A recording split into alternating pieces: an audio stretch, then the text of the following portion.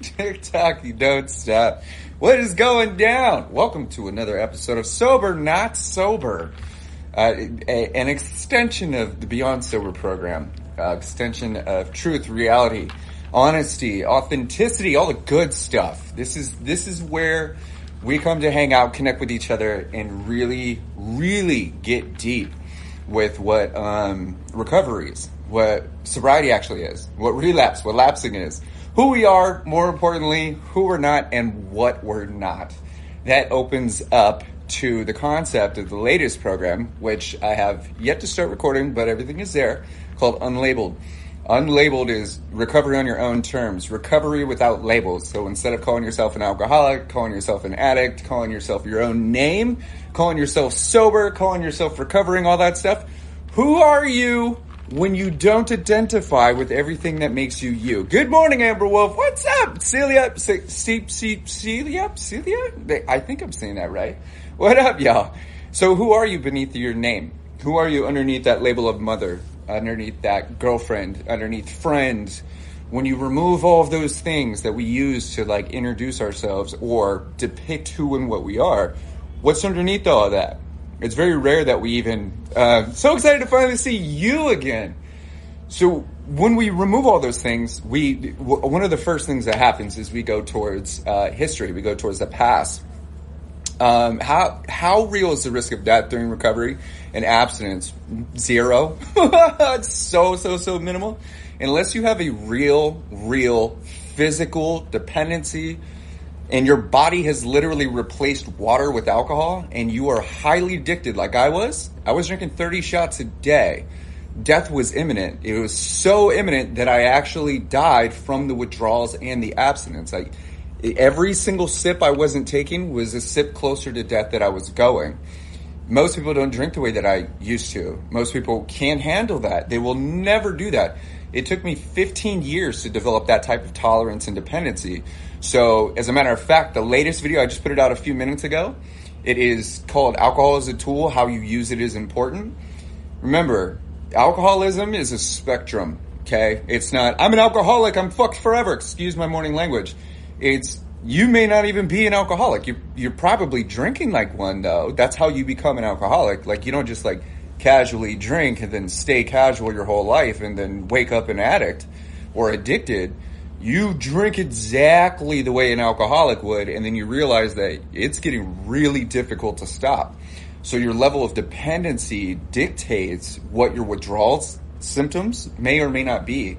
How dependent you are on that. 7 days sober, bro. I love that. So look, 7 days sober, not in the hospital. 7 days no alcohol, 100% sober, doctors aren't on their way.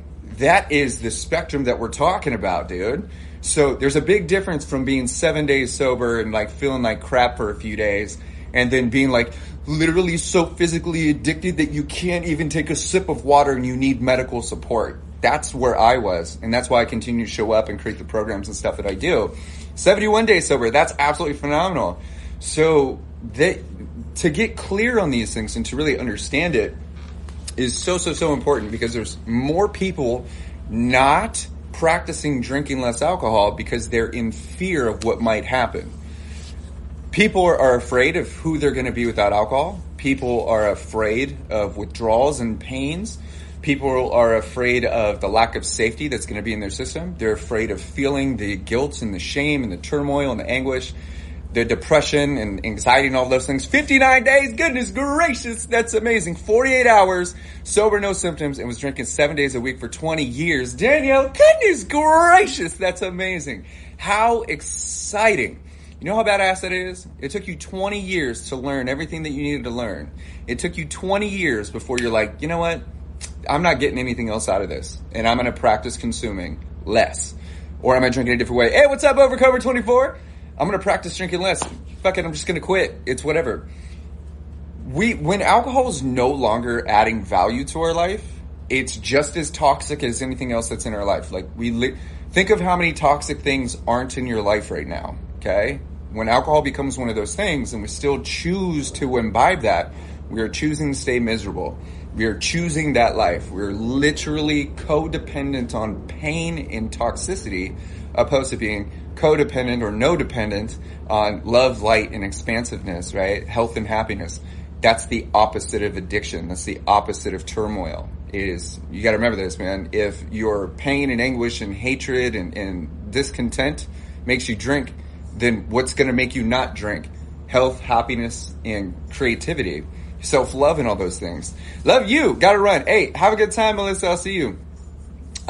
So we want to, that's the difference between just being sober and recovering, which is why I've put all of my tools in one place for you guys. If you're completely unaware, I just released SoberNotSober.com. So that link is in my bio.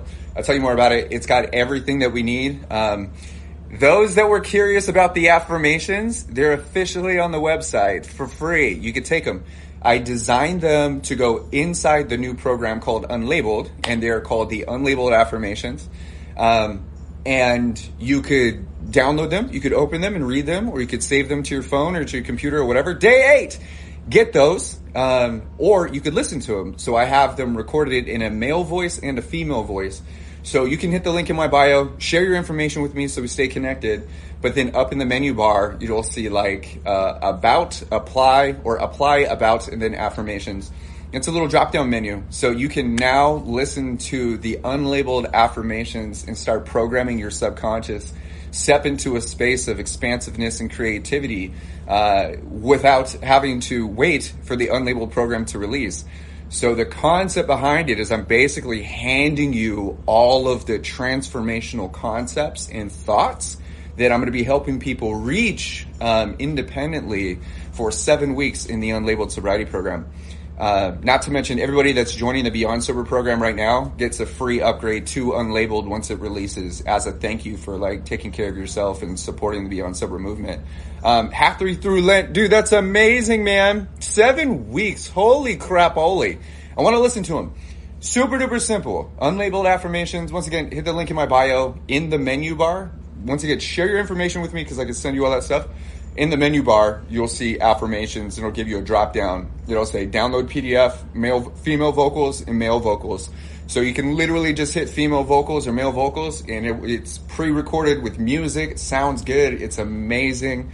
34 people have already listened to it, and I haven't even released it. So I don't know who got their hands on these affirmations, but they are flying off the shelf in there for you guys to enjoy and just have. Not to mention that Sober Not Sober is all of my resources there. Beyond Sober programs there, Unlabeled Sobriety Program, Single Shot Method, the recovery guide that is the backbone of Beyond Sober.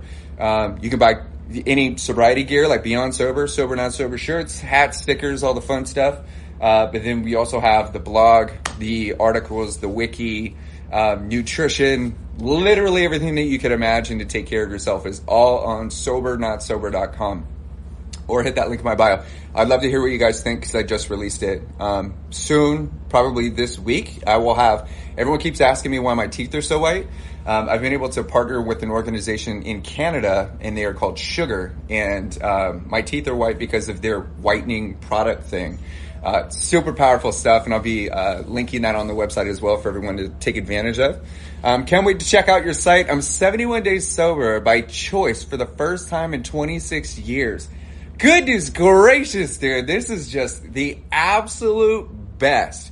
We have homegirl that's 20 years, 7 days sober, I believe, if my memory serves me correctly. And then we have, 73 days sober after 26 years.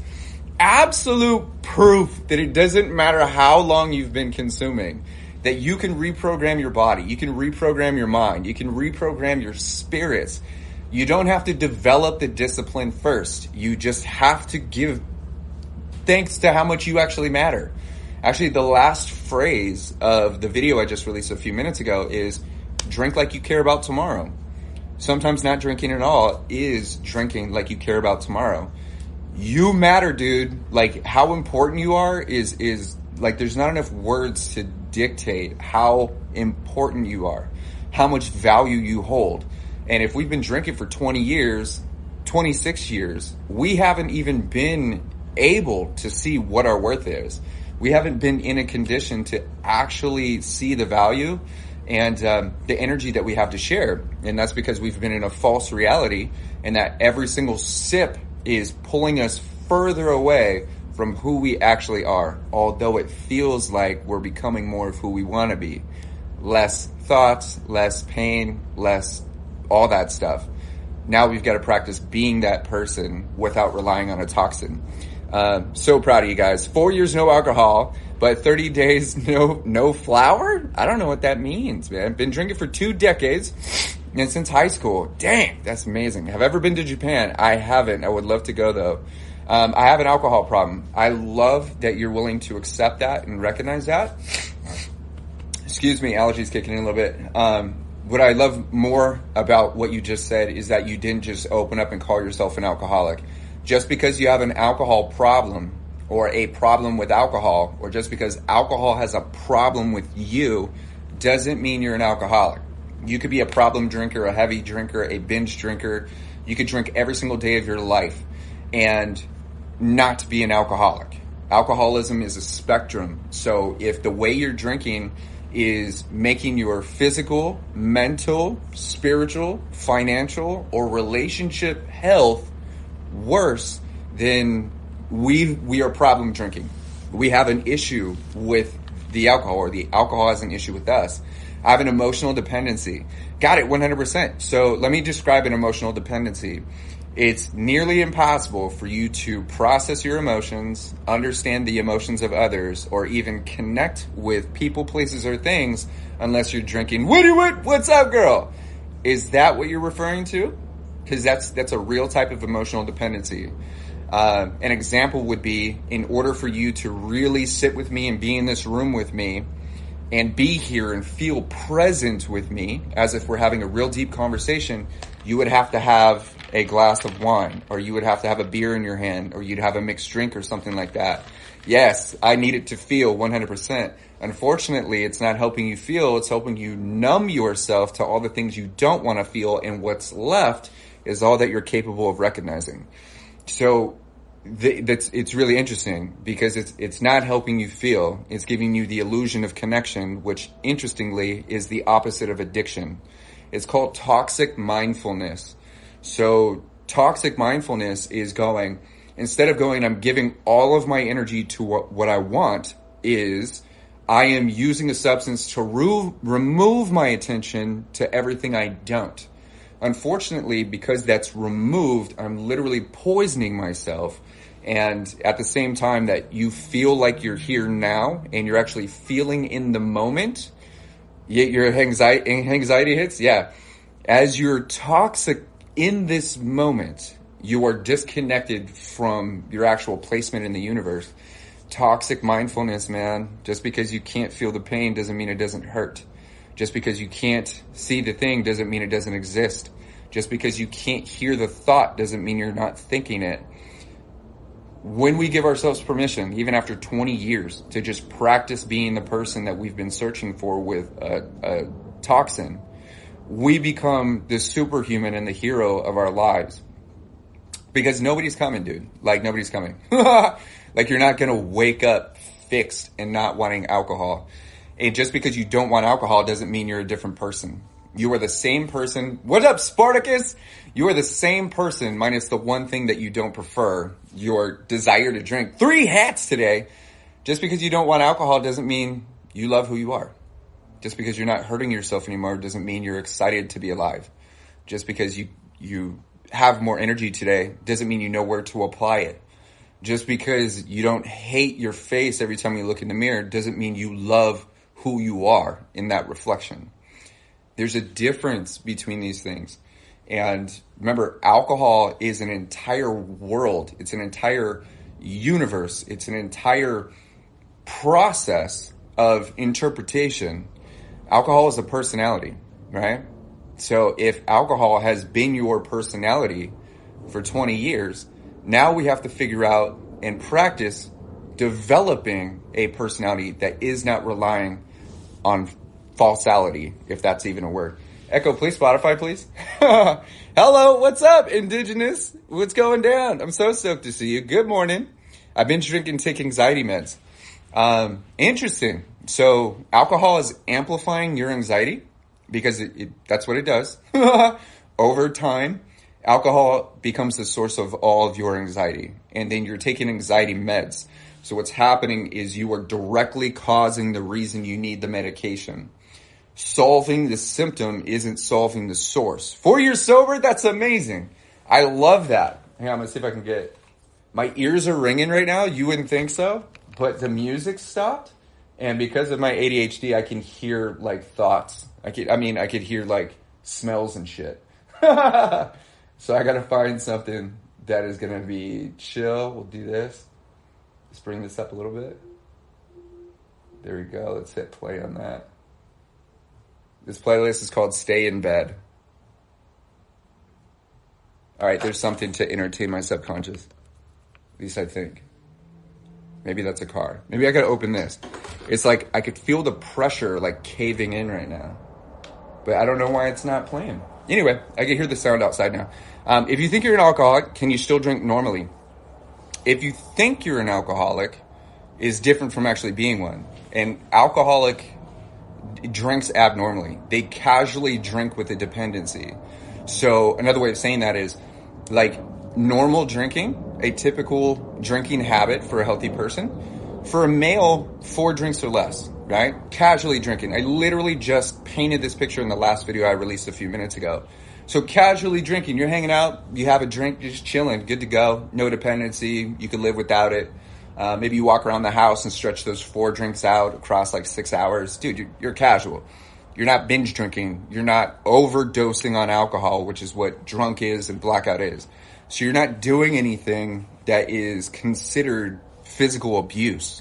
Remember blackouts and all that? That is self-harm.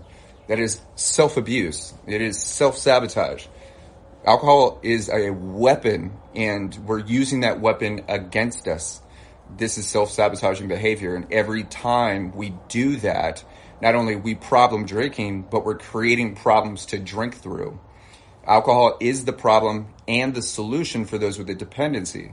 So before you go like, I think I'm an alcoholic, you've got to question yourself. If the thought of not drinking alcohol gives you an excessive amount of anxiety, then you have a dependency. So there's no casually drinking unless you practice consuming less alcohol safely. If you could go without alcohol, or you could go weeks and then you binge and you drink a lot, you're not an alcoholic, but you are a binge drinker, that's for sure. Then there's a drunk. People who drink specifically to get drunk, but they don't do that every single night. Then there's blackouts. People that drink specifically to black out for all kinds of reasons. So how you use alcohol determines whether or not you are an alcoholic or you're practicing alcoholic behavior. I'm not sure I understand. Oh, she was listening for no reason. I've been 4 years clean. That's amazing. 54 days alcohol free. How magical is that, dude? I love that. Hang on. Okay, there we go. Music's back. My watch says that too. Yeah, she started listening and recorded like the past like 5 minutes. She's like, I don't know what you're saying. My side froze. Going to ask again. Please do. Well, I'm not dependent. Dope. If you're not dependent, then don't call yourself an alcoholic. Because remember this, sober, not sober. The labels we use are our limitations. So I want you to think about this. Dependent is a label. Are you dependent? No. If you're not dependent, you're not limited, which means you have the whole world at your fingertips. If you're not dependent on anything and everything to you is free flowing, you have unlimited options, then you're choosing to drink in a way that makes you question whether or not it's a good idea. The only reason we drink and question whether or not the way we drink is a problem is if there's a problem. If there's a problem with the way we drink. And I say this because happy, healthy people don't question whether or not the amount of alcohol is a good idea. They know. I do it for anxiety, right? You drink because of your anxiety, and your anxiety is because of your drinking. That's the loop. So remember this, alcohol in small amounts is meant to suppress your nervous system, calm your anxiety. Big fan, man. I love you. I'm so stoked to see you. It's meant to calm your nervous system. But then eventually, if we do that too often or too moderately for too long or a whole bunch at once, then our nervous system goes, I don't even know how to function. It starts to think that alcohol is its general natural state of being. So then when you're not drinking, you have anxiety. Your system goes, this isn't normal. Normal is scary. Because I'm afraid, let me tweak my nervous system, your nervous system, to make sure that you make the appropriate safe decision back to safety, either fight, flight, or freeze. And then you go, hang on, dude, there's nothing bad going on. My anxiety is just spiking. Drink. Oh, back to normality. So that's creating a dependency. Your body it's inverted. It's inverted. So you may have started drinking just to relax for a little bit, but then it started disrupting the thing that helps you relax. It started to replace the water, started to replace the sleep and the rest and the food and all the things that help you live a relaxing life. This happens over time. It happens either drinking in large amounts in a short period of time or small amounts in large periods of time. This is it once again, like we just want to be very specific and understand how we're drinking, why we're drinking, and how it's actually affecting us, man. Like if you've been drinking for 20 years, welcome back. Now you get to see who you've been underneath all of that, which is the most amazing part, because you get to design that person, whoever you want to be. There's no limitations because you're not dependent on alcohol. You can become exactly who you've been attempting to reach with every sip. Dude, I've been watching you for 2 years and I struggle from I damaged myself. The coolest part about damage is that's where you're going to heal. But you can't keep hurting yourself and then expect to feel better. You can't hate yourself into love. You can't, if being hard on yourself worked, it would have worked already, right? So think about this, man. I drink because of the pain, but I have pain because I drink. If I drink more, I feel less but cause more hurt. And I drink because it hurts, so I drink for more pain. And then we're just making it worse, making it worse, making it worse, making it worse. And then going like, why isn't this working? It's because it's not meant to work. It's not supposed to work. It's not a solution. It is only a Band-Aid. Remember this, dude. A Band-Aid, if you're running around the house and you just cut yourself, your hamster wheel, yeah. If you just cut yourself, cutting a lemon, whatever. You cut your finger. Why do you put a Band-Aid on? If you run around the house without a Band-Aid and you're bleeding, dude, there goes your carpets. You're running around going, oh shit, what am I going to do? There's blood everywhere. And then you like if you had no Band-Aid, like you didn't understand the concept of a Band-Aid and there was nothing there stopping you from bleeding. TikTok, what's up, man? Then you're flailing your little tiny baby little digits and there's blood everywhere, right? You're like, I can't function like that. So what is the point of a Band-Aid? It's to stop the bleeding and help you heal. It's what you do with that Band-Aid on that determines whether you're ever going to take that Band-Aid off. Because if you cut yourself and you put a Band-Aid on and then you continue cutting through that Band-Aid and then putting another Band-Aid on, and then you cut through that Band-Aid and put another Band-Aid on, you're bleeding in your whole work system is dependent on the amount of Band-Aids that you're putting on. You're not even healing. You're causing more pain and continuing to use that Band-Aid. That's what every single drink is. Every time you take a drink, you're putting a Band-Aid on. But then you take that Band-Aid off and you're still bleeding, and then you put another Band-Aid on with a drink. And then you take that Band-Aid off with sobriety, and then you put another Band-Aid on because it's bleeding. We need to let this heal and actively help this wound heal. Otherwise, you're going to be dependent on the Band-Aid. That is alcohol. But what if I said that Band-Aid is actually toxic and it's rotting your flesh every time you put it on? Every time you cut yourself and put that Band-Aid on, it is literally full of acids and it's making that wound worse.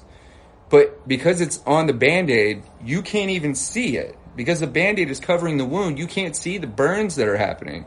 It's fried all of your tendons. You can't even feel the pain anymore, but you just know to put the Band-Aid on. If we don't heal from the reasons we're hurt, then we're going to continue finding reasons why we need to escape the pain. 474 days alcohol-free. That is absolutely phenomenal. And I'm so excited for you. Dude, so proud of you. 100%. Like, this brings up the whole concept of the difference between sobriety, sober, and recovery. Thanks, brother. Truly doing, you're so inspired. Thank you, man. I've been the most successful by not memorizing a day and just live life like I don't drink. Dude, that's dope. You're literally not drinking right now. I haven't been drinking for 6 years, but sobriety and recovery is what you've done since your last drink. Okay, so I have people in my inbox right now that are going, "Hey, dude, my man's in rehab. They put him in there. They said that I'm the toxic person. They said that like he can't talk to me. They said that like, you know, he's got to figure this out and he's got to do these programs and like all this stuff and like we need to figure out like what he could do for himself." The thing is that if he doesn't do anything when he's outside of rehab, he's going to need rehab because rehab is the Band-Aid. Lots of us drink and go like, it's okay, I have insurance. I'll drink, I'll wait for the pain. Remember this, man. If you're waiting for the pain through the numbness, the amount of pain that must actually be there for you to feel it while numb, that's too far. That's too late, dude. This is why if you're drinking alcohol and you have any pains in your body, remember, alcohol is in your body for 4 days. It's a numbing agent. It's a suppressant. So if you feel pain, there's more pain there than you can feel. That's why pills, that's why alcohol, that's why ignorance, all of these things are weapons if we don't utilize them as a progressive tool in our life. Because you got to think about this. Like, really think about it. I'm numb to shit. I can't feel anything. But my side hurts. Why is it just your side that hurts? How much pain must you really be in to push through all the numbness that is the Band-Aid? That's when we go, okay, hold up. Maybe it's gone too far. But our mental health is low and our anxiety is spiking. So we're sitting here trying to talk ourselves out of the pains that we feel. The emotional pain, the physical pain, the spiritual pain, the financial pain. Fuck it doesn't matter anyway. I get paid on Tuesday. Fuck it, she doesn't like me. She said all this shit. He said all this shit. He's a narcissist, man, and he did all this stuff. It doesn't matter. Just drink. You know, dude, my back's been hurting since I was a kid, man. There's nothing new here. My kidneys are fine. There's water in my ice. You know, I make all these mixed drinks, and you know, I'm hydrated enough. Dude, I take like 4 shots to go to sleep, man. I get enough sleep, you know.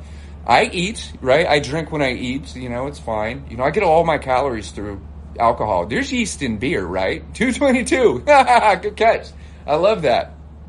We come up with all of these things to make it seem like we're better than we are, which is what we've been practicing with every single sip. Our emotions aren't going to hurt us. Our brains and our bodies aren't going to set on fire and explode. It's supposed to hurt because we are supposed to heal. We cannot heal from something that is not bringing us pain. You don't heal from pleasure. Makes sense? How do we expect to heal if we continue to avoid the pain? I put orange in my Blue Moon. Yeah, there. Orange is amazing. Blue Moons were great. I used to drink that all the time. So I quit. Partner didn't. I thought I could dab. Yeah. So the thing with having a partner and you both drink, either you both go on the same journey together and learn to love each other through the recovery process, or one drinks, outgrows the compatibility of the other, or you do nothing and let the illusion of love and compatibility strengthen with every sip. This is why it's nearly, I don't know a single person and I've worked with thousands of people, I've never met a single couple where one got sober and the other didn't. And when they were working with me, they're like, he won't stop drinking. He's on the couch. He's yelling at me. He's upset. I'm in the corner shaking because he's perturbed. This is how he always is, but I'm sober now, and now I see how aggressive he is. Or the other way around, she's nagging and she's doing this and blah, blah, blah. And I'm just over here like going to the gym and all this stuff, and we don't make sense, and she won't shut up. Like, it's like this huge debacle, and it's like two people that really, really, really love each other, and neurologically, chemically, there is love there, but the compatibility has dissipated because they're both not on the same page anymore. Healthy relationships are about comprehension, not communication. So think of this. I could communicate with you for hours, but if you don't comprehend anything that I'm saying, it's like I never said anything. It's like we never had a conversation. We want to stop so bad, but can't. You know what's the coolest thing about that? About saying that we want to stop so bad but can't is you're not the special ones. Every single person in the history of the world, including myself, of all universes combined, that ever stopped drinking or developed a healthy relationship with alcohol was convinced that they couldn't do it. I hope you're not the ones. I'm sorry. I hope you're the ones that can't do it, so we can study you. Like there's gotta be somebody out there that literally, physically, neurologically, biochemically lacks all of the things that every human on Earth has, or is incapable of developing all the things that every human on Earth can. We want to study you, man. Every person that's ever done it was convinced that they were the ones that couldn't do it. The worst of us, man. Fuck it. Every celebrity, you see them all over the place. I was an addict. I did this. I thought this. I felt this. I was addicted. What's his name? The dude from Friends? That motherfucker was taking 50 pills a day and figured it out. You think he bought the answer? No, he had to move through it. He had to struggle just like everybody else. He struggled forward. Is it Tyler Perry? Is that his name? Frank Gallagher? If you seen that? Chandler. Yeah, Chandler, dude. He was taking 50 pills a day. I think it was Oxy. Vicodin? Something like that. That is a massive dependency. And Matthew Perry. Okay, thank you so much. Yeah. Absolutely intense, man. Dude, even Eminem, bro. Like, this is like hardcore, physical, like we think it's a joke. We go like, oh, I kind of take like, I think, I drink when my mom yells at me. I think I'm an alcoholic. Motherfucker, that ain't shit. Like, Iron Man. Yeah, Iron Man, dude. We look at the level of dependency, dude. Even Johnny Depp, dude. He had a level of dependency. He's no more human just because he's a fucking pirate of the Caribbean. And just because Johnny Depp is, or what's his name, is fucking Iron Man. You know what I'm saying? They're still human. They still have the exact same molecular and energetic structure as every other person on the planet. Just because you could pretend to be Jack Sparrow and Iron Man doesn't mean you have anything more. They stepped into those roles. And I'll say this. Them pretending to be those characters was probably one of the definitive Robert Downey, thank you. Definitive neurological energies or processes that help them move through that shit. If I could pretend to be an alcoholic pirate, I could at least pretend to be a healthy, recovering human. We have to pretend to do this shit before we become it, dude. We have to practice doing what the opposite of us does before we get good at doing that. Robert Downey and fucking Johnny Depp, they didn't just wake up in those characters. They had to practice developing that character. He had to become Iron Man, dude. He had to literally step into that fucking suit. He had to suit up every day. What's his name? Heath Ledger? Heath Ledger, when he was filming The Joker, affirmations, 100%. When he was filming The Joker, he would be in character, walking around the movie set for hours. He would never break character. People wouldn't even talk to him because he was in character, because he was so just involved with pretending. He was acting as the Joker, one of the best actors on the planet, dude. He was no more skilled. He practiced being that, and he brought that character to life, dude. And he struggled with all kinds of stuff, dude. You see what I'm saying? So we have to pretend to be something before we evolve into that. So if we label ourselves an alcoholic or an addict or struggling or victim or pain or whatever it is, trauma, if we continue saying that, we continue being that. But Heath has his trauma. Depp has his trauma. Fucking, you know what I'm saying? They all have their trauma, but how did they step into those roles? How did they break their addictions? They're not successful because they stopped consuming. They stepped into a level of recovery. Matthew Perry, he talks about that shit. Jamie Lee Curtis, dude. What's his name? What's the dude from Jackass? Steve-O. Steve-O talks about this shit. The way Steve-O talks about it is a little bit different because there's a lot of fear-based stuff in there. But this is like high intensity, like full on addicts. Stevie Nicks, dang, man. There's so many people that are struggling with alcoholism that you would never know. There's so many people that have an addiction to something. We're all addicted to something. But there are people that where those addictions and where those processes are actually getting in the way of them living a fulfilling life. I say that in reference to a message that I had to send this morning. She's like, what did she say? She said, "Oh, I have a great job. I have a good family. I make good money. I have a nice house. I have everything that I want. I'm financially stable, blah, blah, blah. Why do I keep drinking like this? Why do I keep needing rehab? Why do I keep doing these things? Why do I keep going back? Why can I only make it 30 days? Why can I make it? Why is it that every time I'm back to day one again?" And I said, "Are you happy?" She's like, "No." That's why. Everybody. Long-term sobriety and recovery is 100% about happiness, dude. The state of fulfillment. When you're at a state of peace, what are you going to run away from? Internally, self-care, 100%, self-love.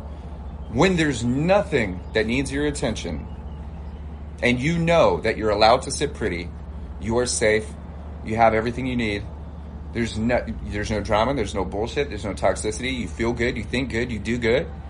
At what point do you think that feeling like you are a whole human being, happier than a tornado in a trailer park, what is it that you're going to attempt to escape at that point? There's nothing that needs you to escape. At that position, you are in position to step into everything. Everything's at your fingertips. All because you don't feel like you need to escape a thought. You don't need to escape a pain. You don't need to escape a memory. You don't need to escape a pattern. You don't need to escape a person. You don't need to escape your past. You don't need to escape your future. Pauly Shore number 1 today, right? So for every 10,000 likes, I get one Pauly Shore comment. I was in the fucking gym yesterday, excuse my language. Someone's like, "Hey dude, know who you remind me of?" I was like, "Pauly Shore." They're like, "Yeah bro, how'd you know?" I was like, "They've been saying that since I was a little girl." And then we did this whole, "Hey, what's up, Ginger Ninja?" Oh my goodness, I absolutely love that name, dude. Ginger Ninja. I am ninja. Like, I do ninja shit, like in the gym. Like, my other TikTok is called Dancing on Dumbbells.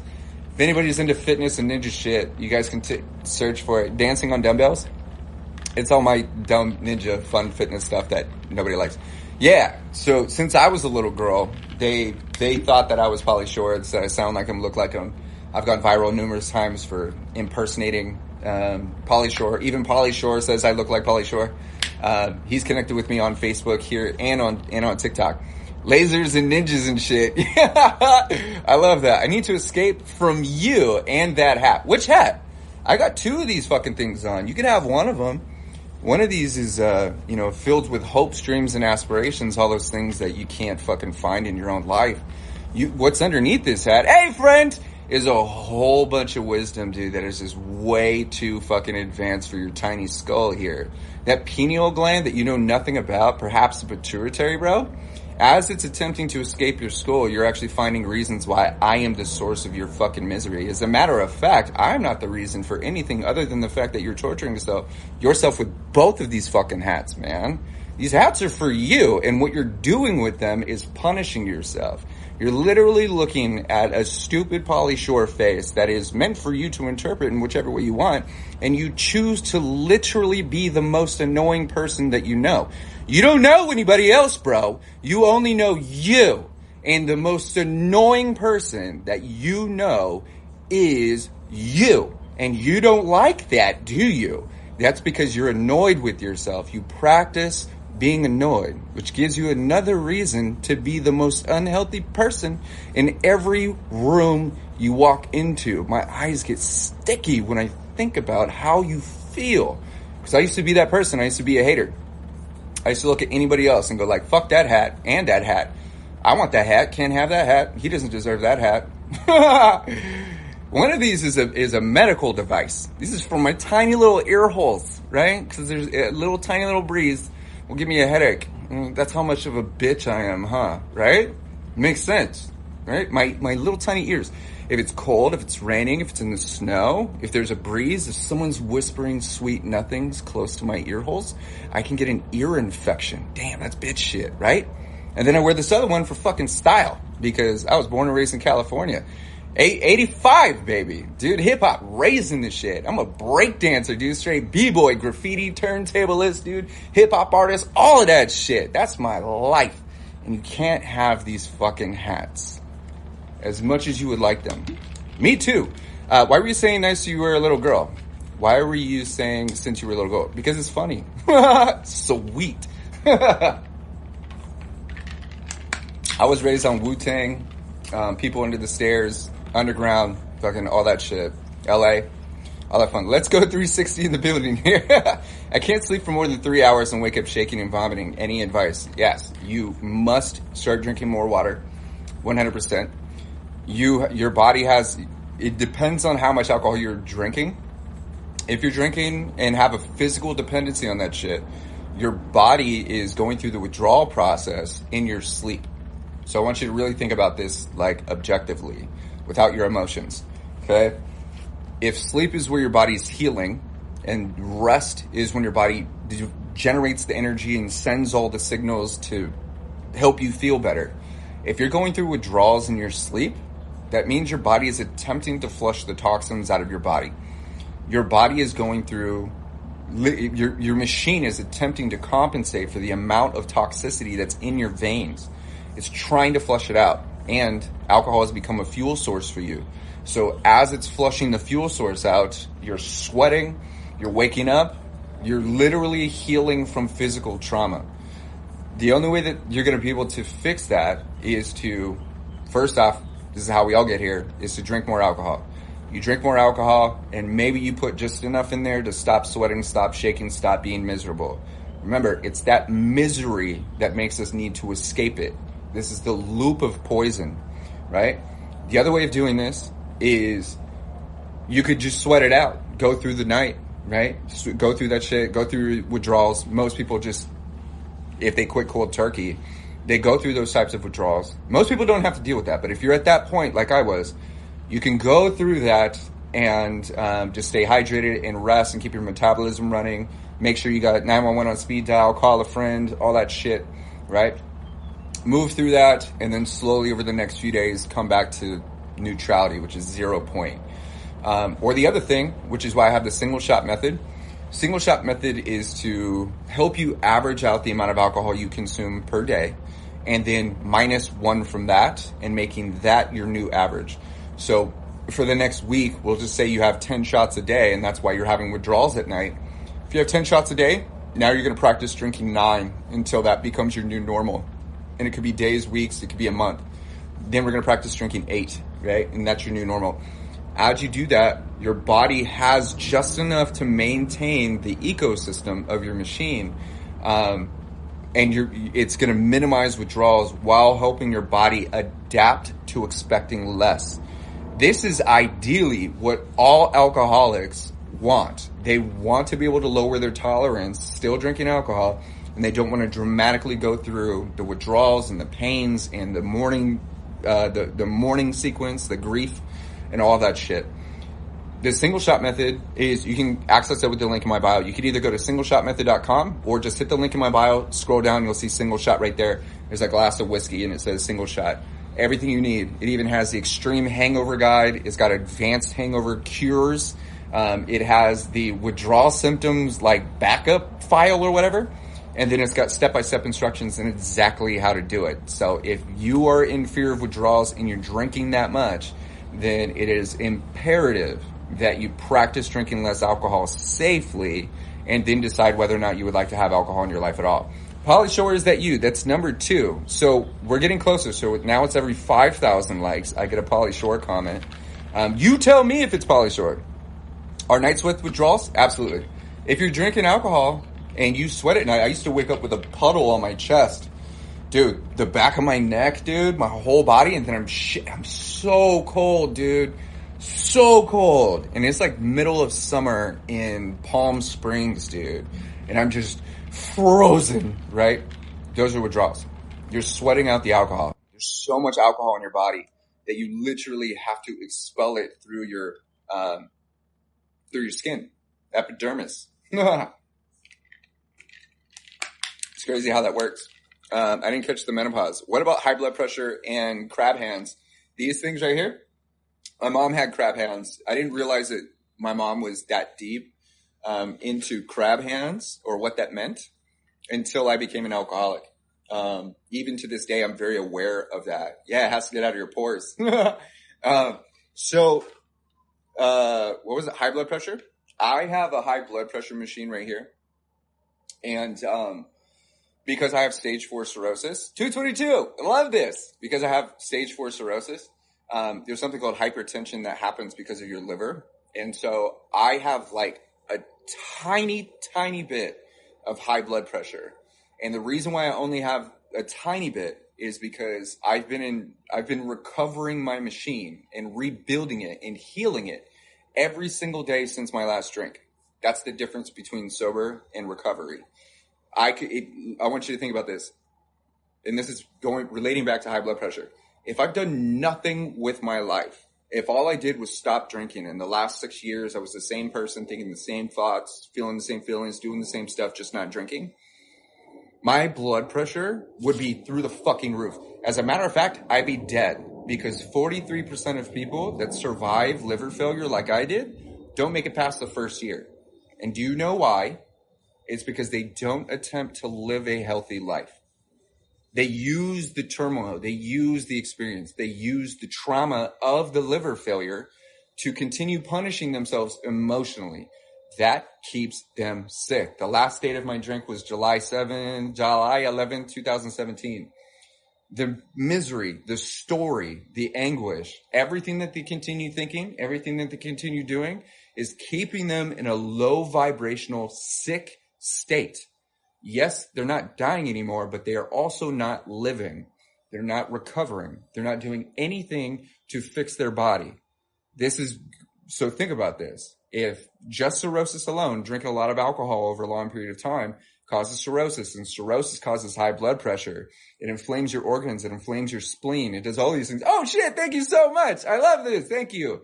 If it does all of these things and you do nothing to help your body heal, you're going to get nothing out of it. You're going to stay miserable. You're not going to feel good. You're not going to love your thoughts. You're not going to love your life. You're not going to love anything. You're not going to appreciate anything. You're going to have no gratitude for anything other than not being dead. Gratitude for not dying is not the same as gratitude for being alive.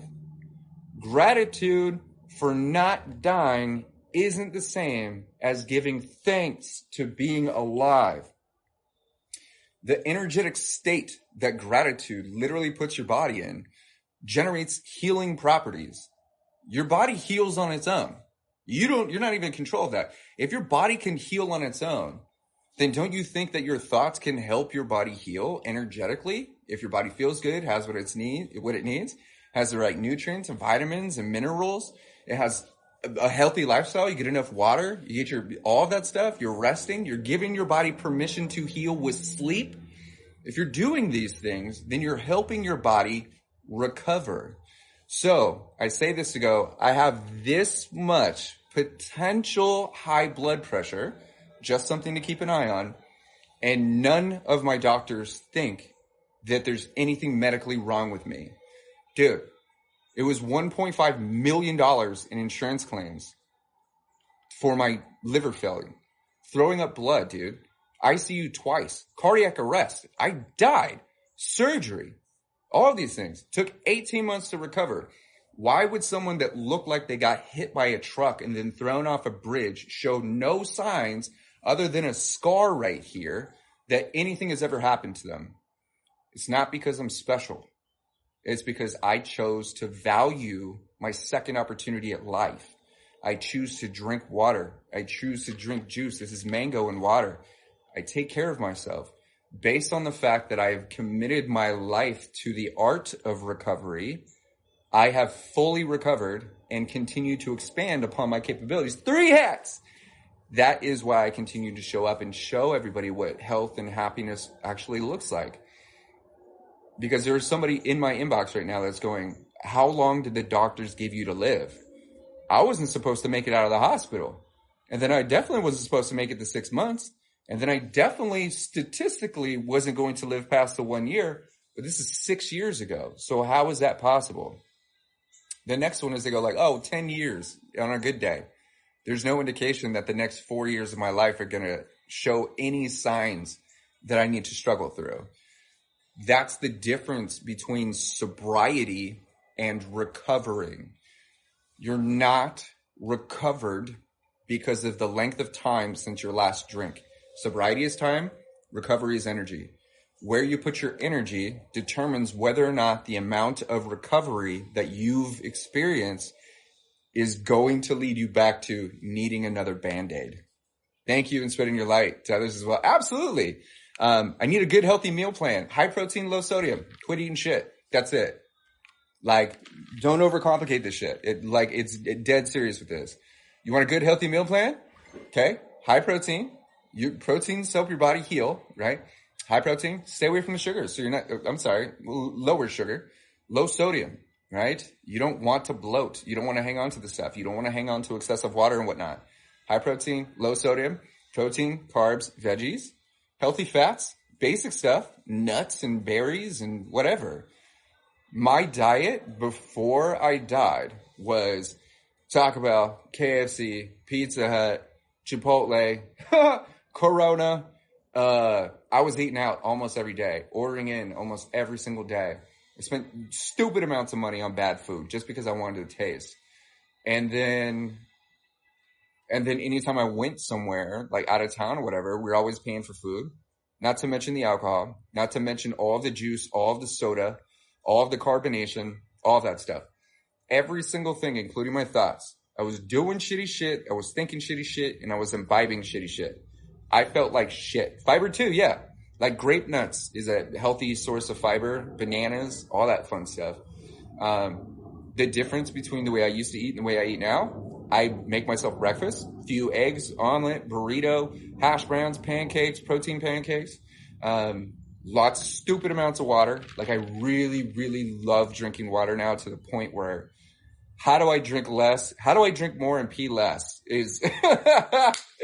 That's my conflict. How do I drink more water and pee less? Right? How do I absorb more? Right? But I drink so much water and I'm just so hydrated all the time. That's the annoying part about it. Right? And then for lunch, I'll make myself either a sandwich. I'll make myself a chicken sandwich, like a grilled chicken sandwich.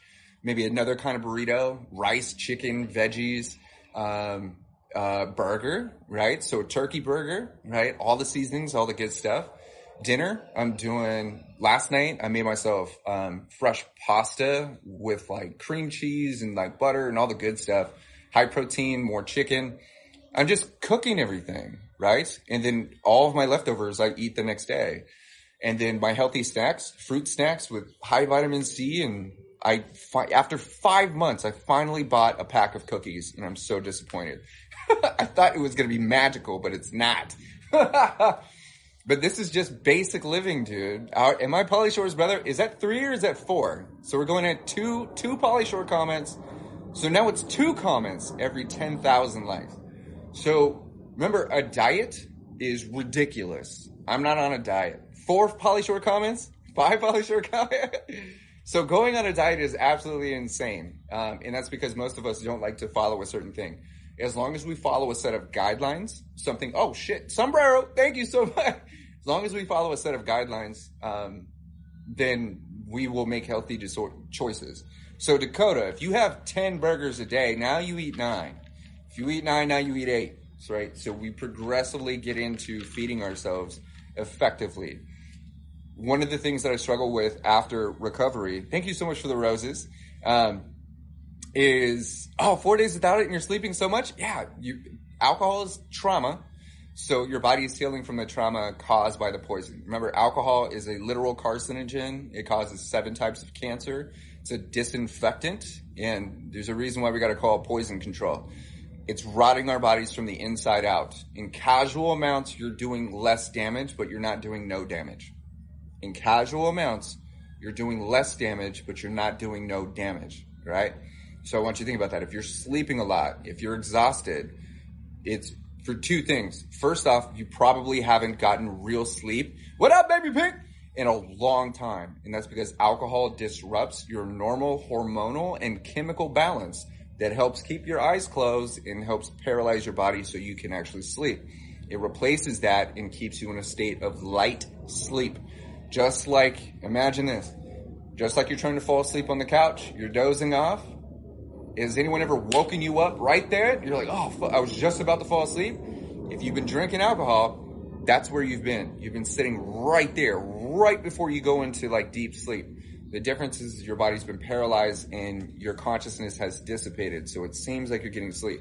So not only have you been exhausted from not getting real sleep, but there's physical damage, emotional damage in your body, and your body heals in sleep.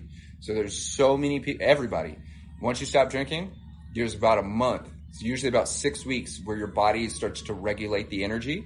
This goes back to what I'm saying. Food is fuel. Food is fuel. Your body needs food to fuel your life. I struggled with this for at least a year, going, I don't want to eat. Well, it's because I'm not eating, which is why I'm not healing. So I had to force my body, I had to force myself to eat things, eat anything, because I lost my appetite. When I was an alcoholic, I needed alcohol to have an appetite. So I'd need 2 or 3 shots at dinner just to be able to eat a taco. And then I wouldn't even finish my meal because I was full because of the alcohol. When I stopped drinking alcohol, I had no appetite because I was sick. So I had to force myself to eat without alcohol. So I ate very minimal amounts. I was like a bird. And then eventually I started actually getting hungry because I started healing. I felt like it gave me anemia. Yeah, 100%. I have anemia. I'm anemic. So I've got low platelets and then low iron in my blood. So yeah, I'm doing a lot better now. I don't bruise as often and I don't bleed as much. That's also a part of my recovery. What up, Lance Irish? What's going down? 142 days sober, but I believe I developed alcoholic neuropathy. I had neuropathy for about 4 months. If anybody is unfamiliar with neuropathy, the explanation of it, a basic understanding, is imagine the pins and needles in your hands, like your leg falls asleep, like the static electricity. It is like that, but it doesn't go away. So there's a lot of people who have drank so much that it literally damaged the nerves in parts of their body. Bleed from anywhere. So if I cut myself, like I had a low platelet count, and platelet basically means the thickness of your blood. If you have low platelets, that means your blood is much thinner. So if you bleed a lot. We got a bleeder! You bleed a lot. And I had that for a very long time. To the one point before I have stories, dude, but I don't want to do that. Where was I going? My ADHD just kicked in. Someone help me. What was I talking about before blood? God damn it. Someone help me. What was I talking about before my ADHD kicked in? I started talking about blood. I was going somewhere. Thinning, right? That's blood stuff. Neuropathy. Thank you so much. So alcohol, you ever see people that like get real flushed in their face when they drink? It's basically the cells in their face expanding and filling with blood. So alcohol affects your body in more ways than you could possibly imagine, because alcohol doesn't just sit in your belly, right? We don't really think of it like this. 222, I love you. We don't think of it and go like, oh, the alcohol is in my stomach. It's not, dude. It's in your veins. You feel it because it's in your blood. Your blood is flowing to every single orifice of your entire body, everything. It is in your blood. It is affecting absolutely everything. So this is why sobriety, right? Remember, it takes 4 days for alcohol to dissipate out of your bloodstream, okay? So if it's in your blood, it's in your cells, it's in all these different things. So I say this to go, neuropathy happens as the poison basically starts to disrupt the firing of specific, I want to say neurons. I could be wrong with this shit. The nerve endings are reacting differently. So what happens is you start to get that static feeling as if your body is asleep. but it doesn't go away. I had it in my upper legs, my upper thighs, and I was itching a lot because of the jaundice that was in my system. So if you guys have ever seen the pictures of me sick, you saw how yellow I was. That makes you super itchy. So not only was I extremely itchy on my whole body, dude, but I had neuropathy too. So it was static in my legs plus itchiness. And so there were times when I'd wake up in the middle of the night and grab a brush, dude, like a steel brush, and I'd be brushing my legs because it hurt and it itched and it was absolutely horrendous. Just like an Indian burn. And then I had to go try and sleep through that. And I had restless leg syndrome too, right? I'm itchy on my face a lot. That happens. Also dehydration if your pH balance is low. So if you don't have enough hydration in your face, that's why I lube up. Your face might itch. It's crazy stuff. Crab hands. Crab hands are really interesting. My mom had this, and thank you for bringing that up because, oh, thank you, Taylor, because I forgot to finish that. My mom eventually had to wear, if you guys are born in the 80s or you know what wrist guards are, there's those things that you wear on your wrist so if you fall while you're roller skating, you don't break your wrist.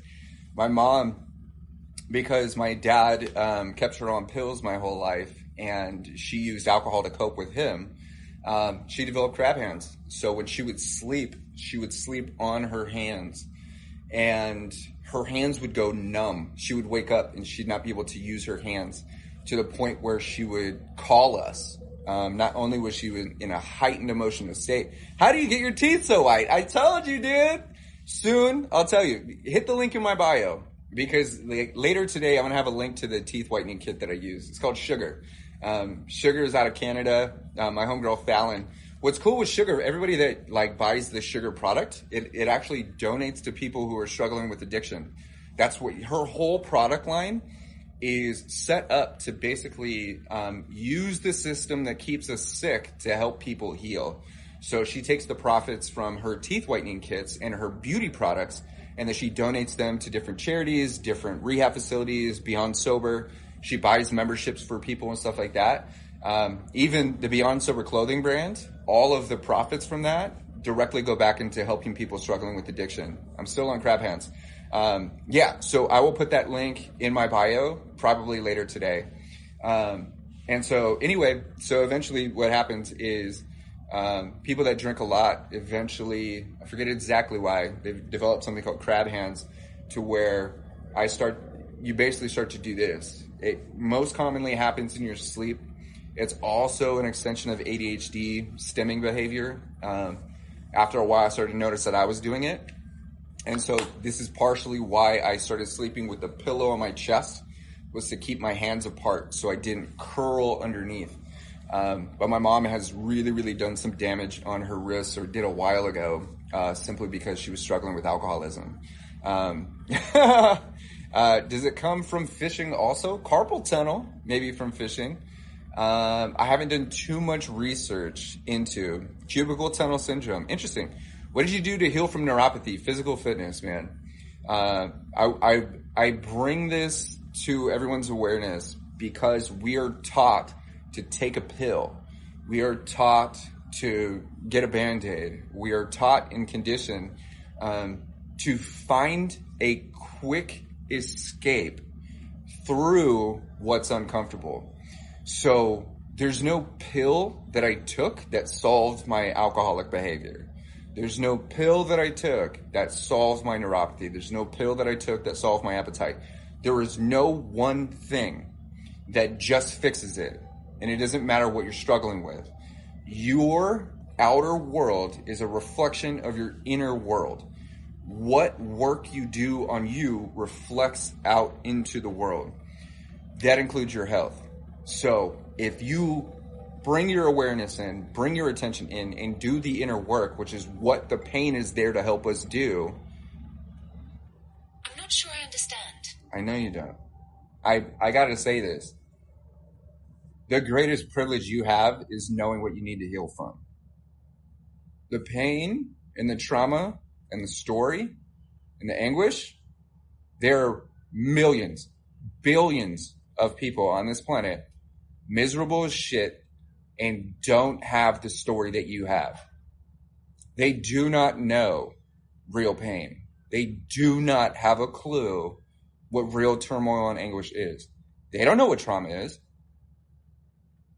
They could only experience peace and happiness based on their illusion of what pain and anguish is.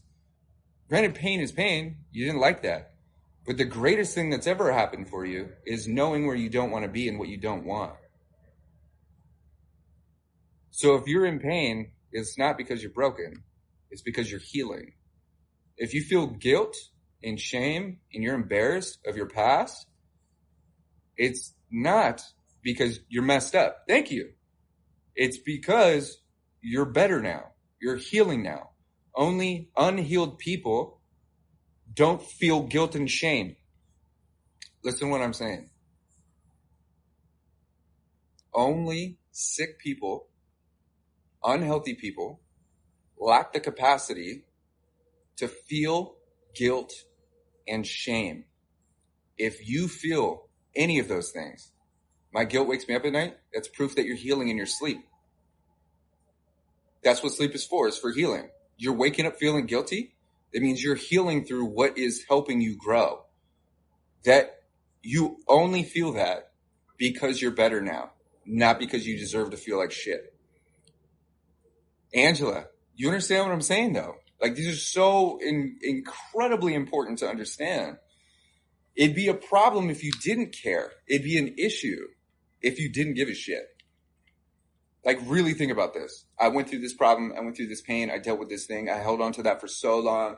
And you're continuing to do that, continuing to hang on to the shit, making no difference, changing nothing, expecting the same shit. You're running in circles. You're doing nothing. That's the problem. But if you're here and you continue to show up for you, whether it's with me or with anybody else or whatever the fuck it is, it's proof that you know you matter. It's proof that you know you have the amount of care to struggle forward. You don't even need proof. It's like ingrained in your essence, man. You're here because you're growing, not because you're broken. You're not here because you're the weakest. You're here because you've been the strongest. You don't cry because you're weak. You cry because you've been strong for so fucking long, man. It's okay to squeeze some of those tears out, girl. Let them go. You're allowed to cry. You're supposed to. You know why? It's because you're healing. Those are tears of health, man. We've got to allow ourselves to expand. Otherwise, we find reasons why we're not allowed to. Why the greatest expansiveness or the greatest, at the peak of our growth, is at the depth of our pain. You're not supposed to be in pain for longer than you're supposed to be in pain. But if you don't know that you're not supposed to be in pain, then you'll forever be in pain. You're allowed to let it go. You're allowed to disconnect. The only reason we hang on to those things, tell the same stories, and choose to feel the same way is because we think it's helping us.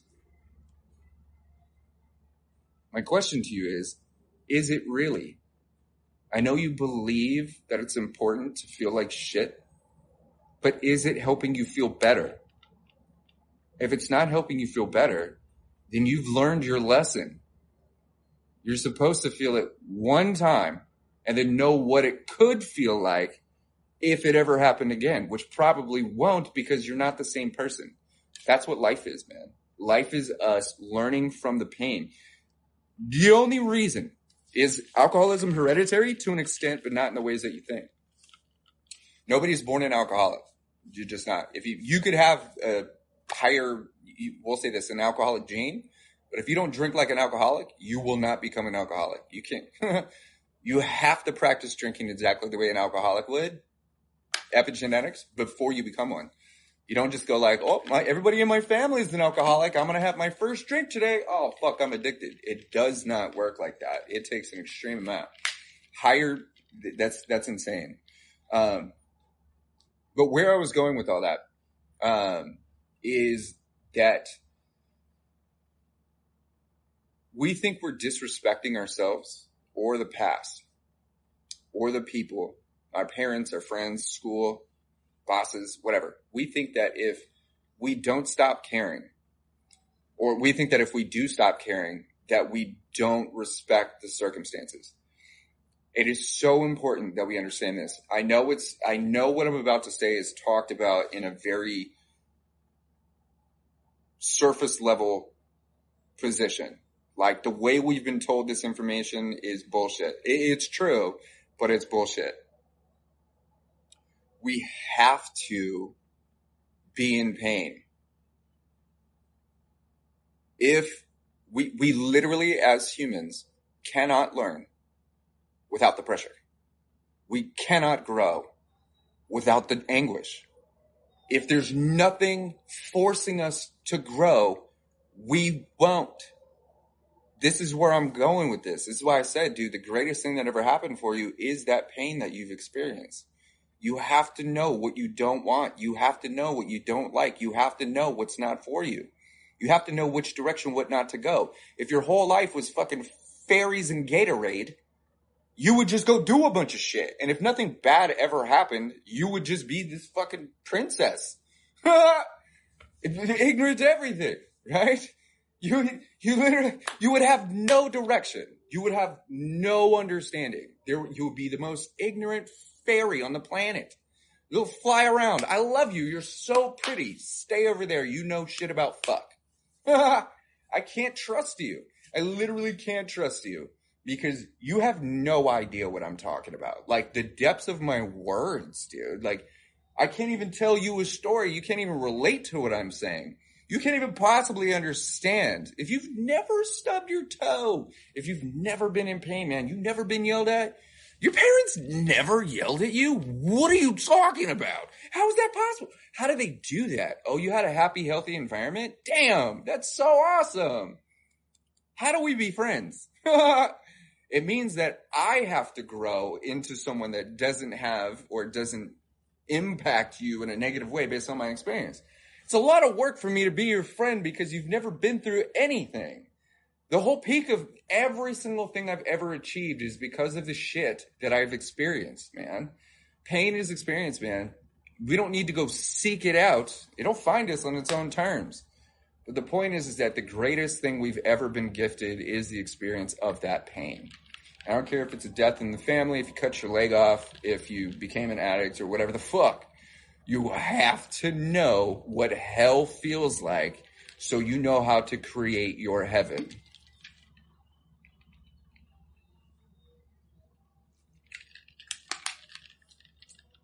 Unfortunately, there's a lot of toxic people that use that completely improperly.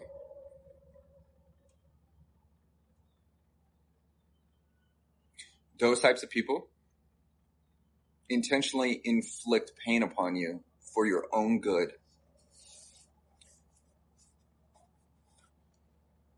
Fuck those people.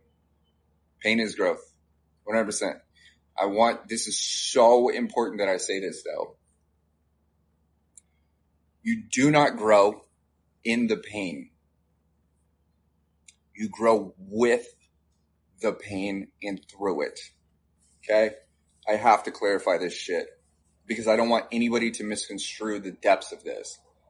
You don't intentionally inflict pain to grow in pain. You don't grow in pain. Pain is meant to make you stop and evaluate and prioritize the healing. That's what pain is for.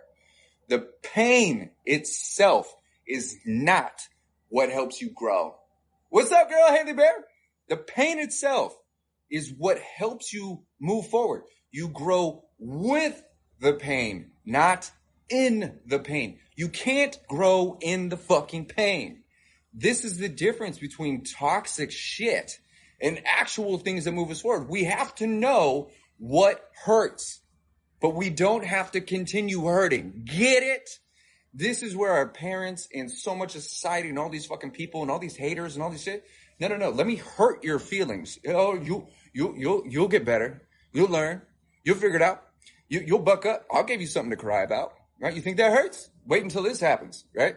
How about you go jump off a bridge and I go play with some fucking friends? Know what I'm saying?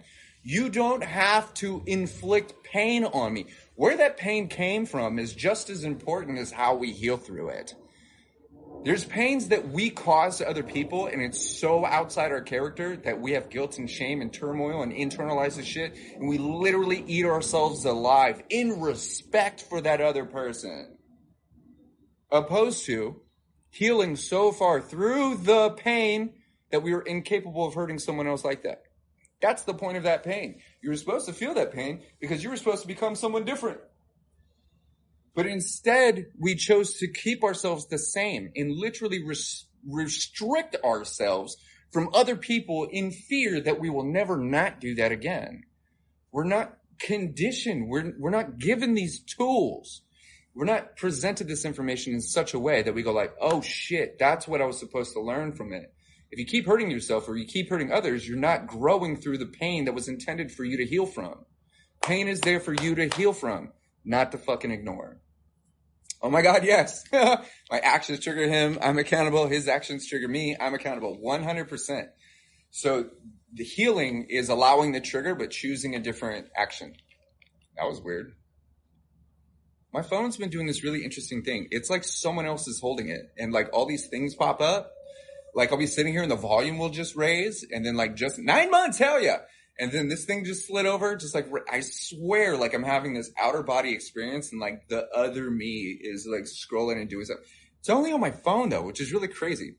Who gave you these tools? I had to figure them out. No one gave me the tools. I realized that I always had them, but I say this to go, I've spent a ridiculous amount of time in personal growth programs, mentors, coaches, study, everything. Like my whole life is practice. Your spirit guides are communicating with you 100%. The interesting part about spirit guides is you are your spirit guide. There's your higher dimensional self. There's your future self, past self, all those things. So how we connect with our spirit guides is just based on what helps us feel solid in that communication. But the reality is you are your higher self. You are your guides because you are literally everything. So your guides are not outside you. You're not even in your body right now. You are the consciousness witnessing your body experience the human life. That's a whole nother thing. I talk about that in a program called Bending Waves. I'd be careful with melatonin. It can cause very vivid dreams. Yeah, 100%. We don't want to just remember this, man. There's too many quick fixes, dude. No free dopamine, dudes. No free dopamine. Can we just, no. Go to the gym, go for a walk, let that dopamine release. I know you feel depressed, but you're also depressed because you're acting depressed. You got to start acting as somebody that either wants to get out of that depression or acting as somebody that doesn't have it. Because if we act depressed, we get depressed. If we act happy, we get happy. I'm not disregarding people that actually have a chemical imbalance and it's harder for them to get out of depression or they struggle with depression in general. I was depressed for years and I used alcohol 30 to 40 shots a day just to manage that shit.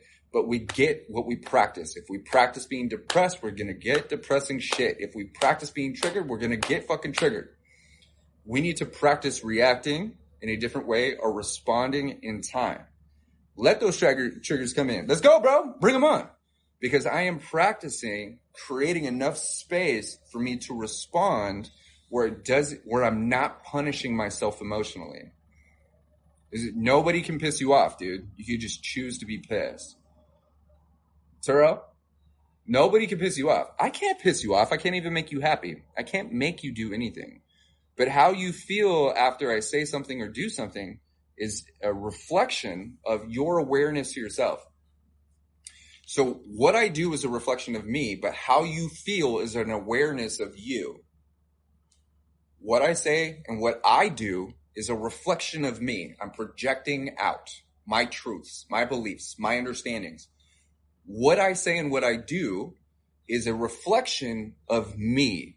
How you react and respond is an awareness of you. Okay? So this is where we want to practice stepping into that state of awareness. The more aware we are of ourselves, the more time we have to choose an appropriate response. I'm an alcoholic. If I need to drink every day, but not a lot. No. You're an alcoholic if you're physically and emotionally addicted to the substance.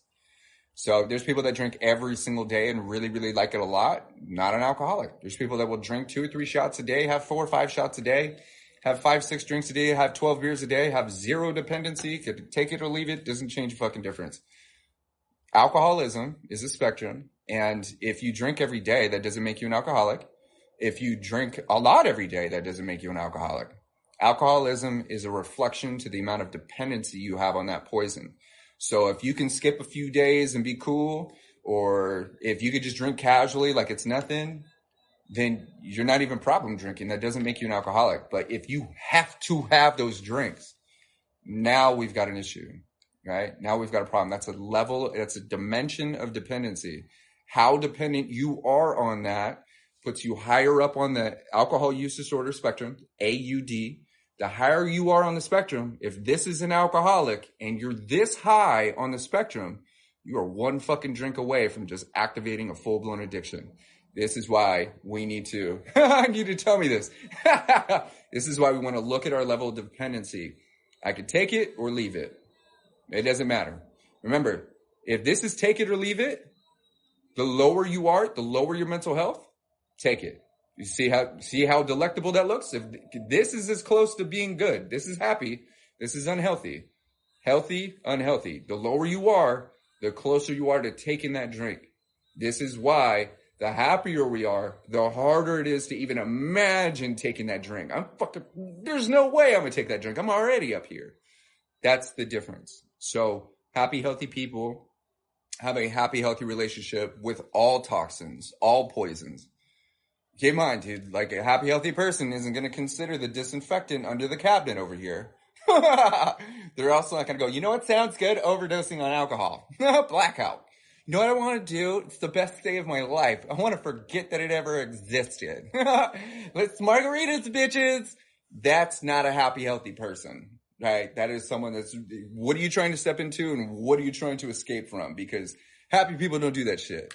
Because they will drink casually, catch a buzz off 1 or 2, enjoy themselves and not have to worry about a hangover because they respect their happiness. They respect their peace. They respect their body. They respect their mind. There's nothing that alcohol is going to provide that they haven't already provided themselves at breakfast. That is why alcohol is a tool. So we use that to just evaluate where we are. If you're not dependent and you can drink casually, Glam Raptor in the building. What up, girl? If you can drink casually and do all that stuff, then great.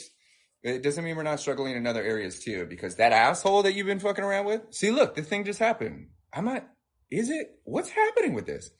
Okay, you see me? I'm messing with this. Swipe left to close. It just opened on its own. Is something happening? Is this thing working? I don't know what's up. You have to set boundaries with oneself. Yes, you have to set your boundaries with yourself. But you have to set boundaries with other people as well. Those are our relationships. And remember, the relationship that we have with other people is a reflection of the relationship we have with ourselves. I know you don't see anything, but on my end, like all this stuff is popping up. Sunday Fundy, that was me. So I really want you to think about this. If how we choose to interact with each other, Glam Raptor, is a reflection of the relationship we have with ourselves, then what does that really say about you? Like, think about it. Like, really think about it. I want you to think about this conversation. See, look, the volume just went up. I'm not even doing anything. What the hell's going on? Fucking, it just went up again. It went up again. Something's tripping, dude. Like, the other me is just like doing some shit. I would love to hang out with me. So here's where I'm going with this. Really think about this. If you being here with me and us hanging out together is a reflection of each other, then what does that say about us? Objectively, right? Time for a robot. Objectively, if somebody were to observe us, let's say all 218 of us were in a room together. Let's just say we all went to Vegas, right? Nobody's drinking. We're all hanging out. Or people are drinking. They're just drinking casually, right? That's the point of alcohol, is to drink casually, not have a problem. Not a problem drink.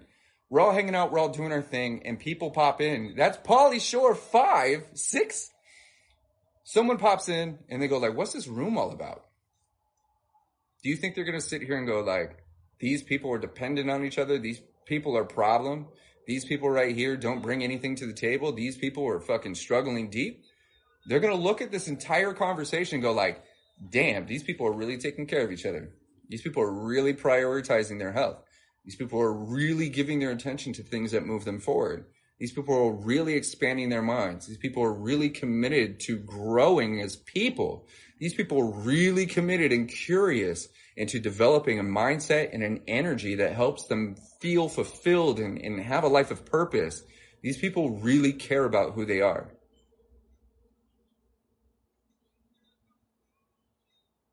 She could watch but can't talk. Dakota, I love you. This is the truth.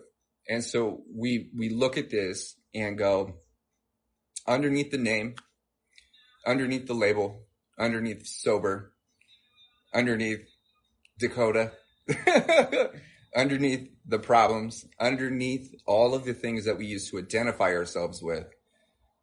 Think about this, right? What's left? What's underneath all that?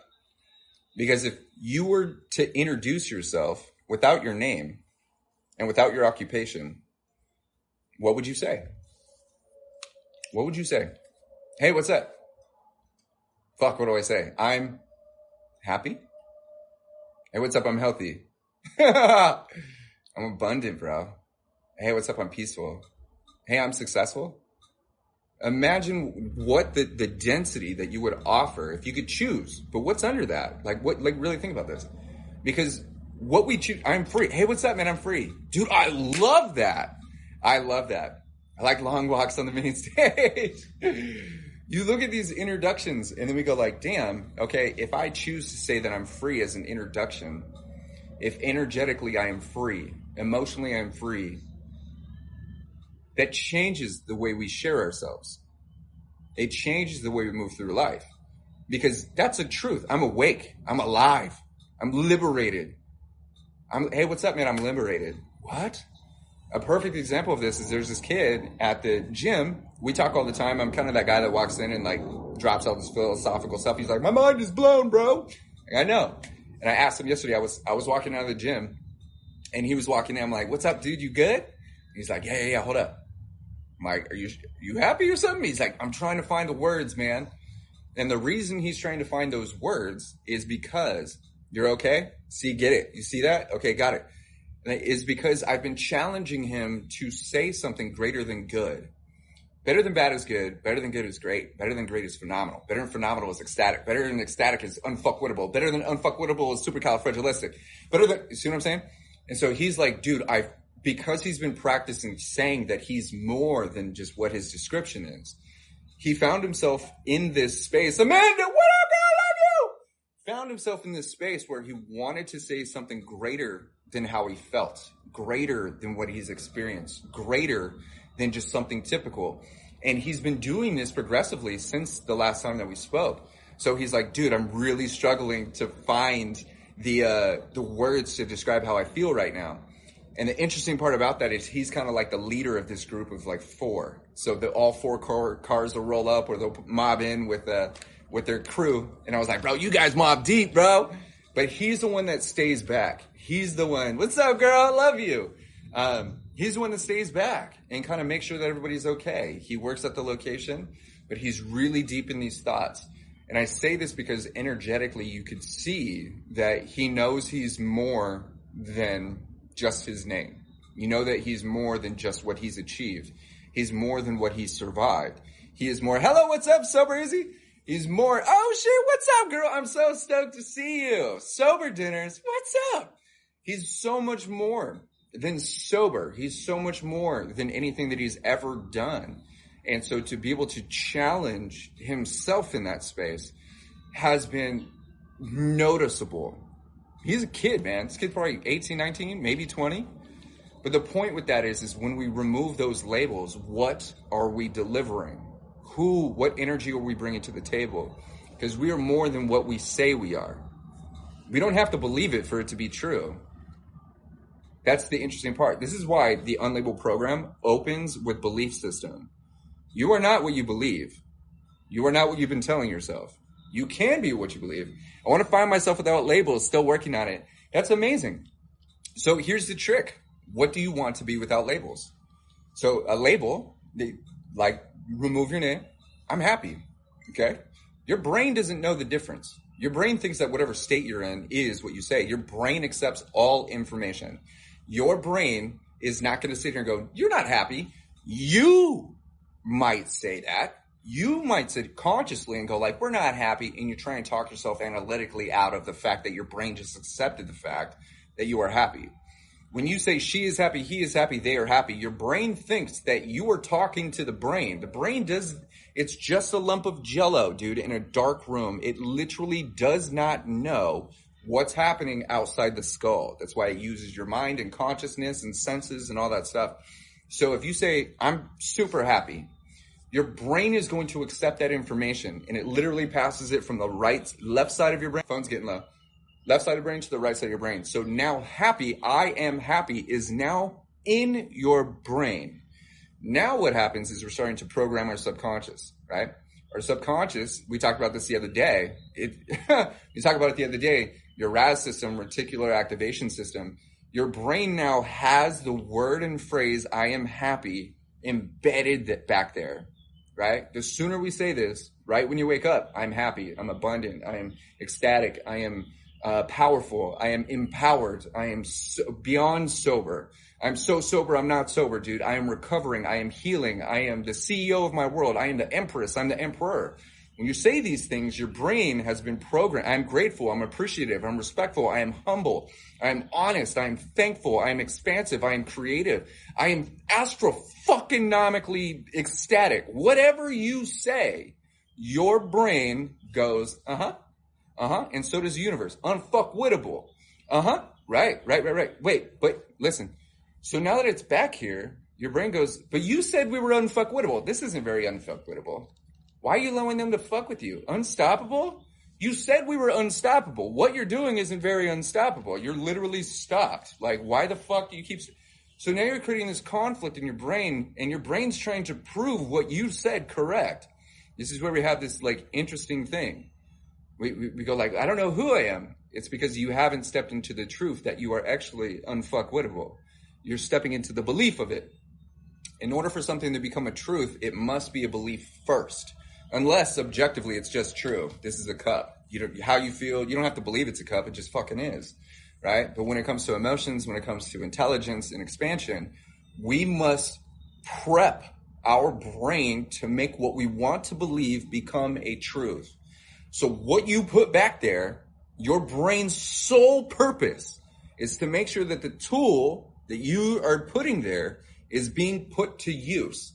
So if unstoppable is what's back there and that tool isn't being swung, then we have a conflict. That means we have resistance to what we want to believe. We can't believe two conflicting things at the same time because it's either going to become a truth or remain a belief. As you start programming yourself, which is what affirmations are, you start programming your subconscious, then your subconscious is running your life. 90% of what you think and do and how you act is not based on what you're deciding. It's based on what's been programmed, either accidentally or intentionally. So if you've accidentally become someone that doesn't believe you're strong enough, then you need to intentionally practice becoming someone that is exactly what you want to believe. We don't become who we don't want to be on purpose. Which one of us was like, you know what, I'd like to be an addict? You know what I choose? I want to be this most sick person in every room. You know what I'd like? I'd like to hate myself. You didn't do that on purpose. That all happened accidentally. That happened accidentally. You chose to survive with a substance or with a person or with an environment. And the repercussions of choosing to survive is feeling like you ain't shit. And an addiction, and a dependency. But that's not who you are. And it's more importantly, not what you would choose for yourself.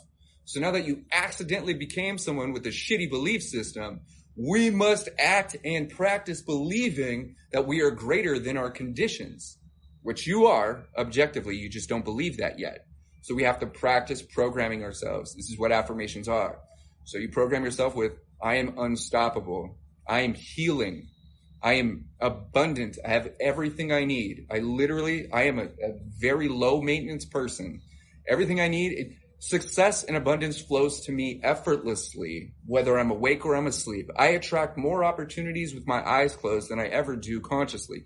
Whatever you say, your brain will attempt to make true.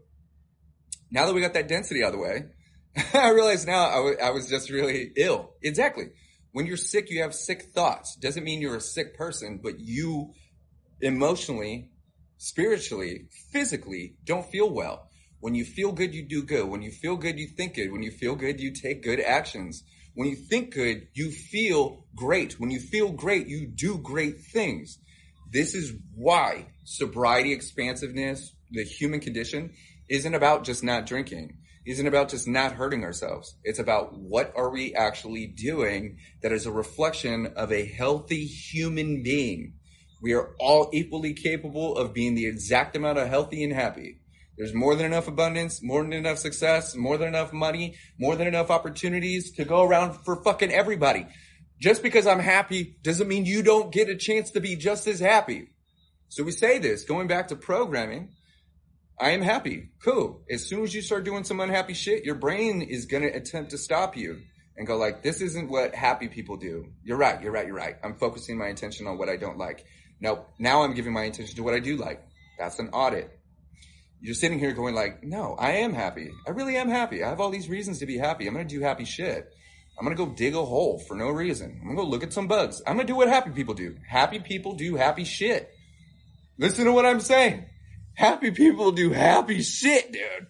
We do the happiest shit ever, and it looks so weird to everybody else.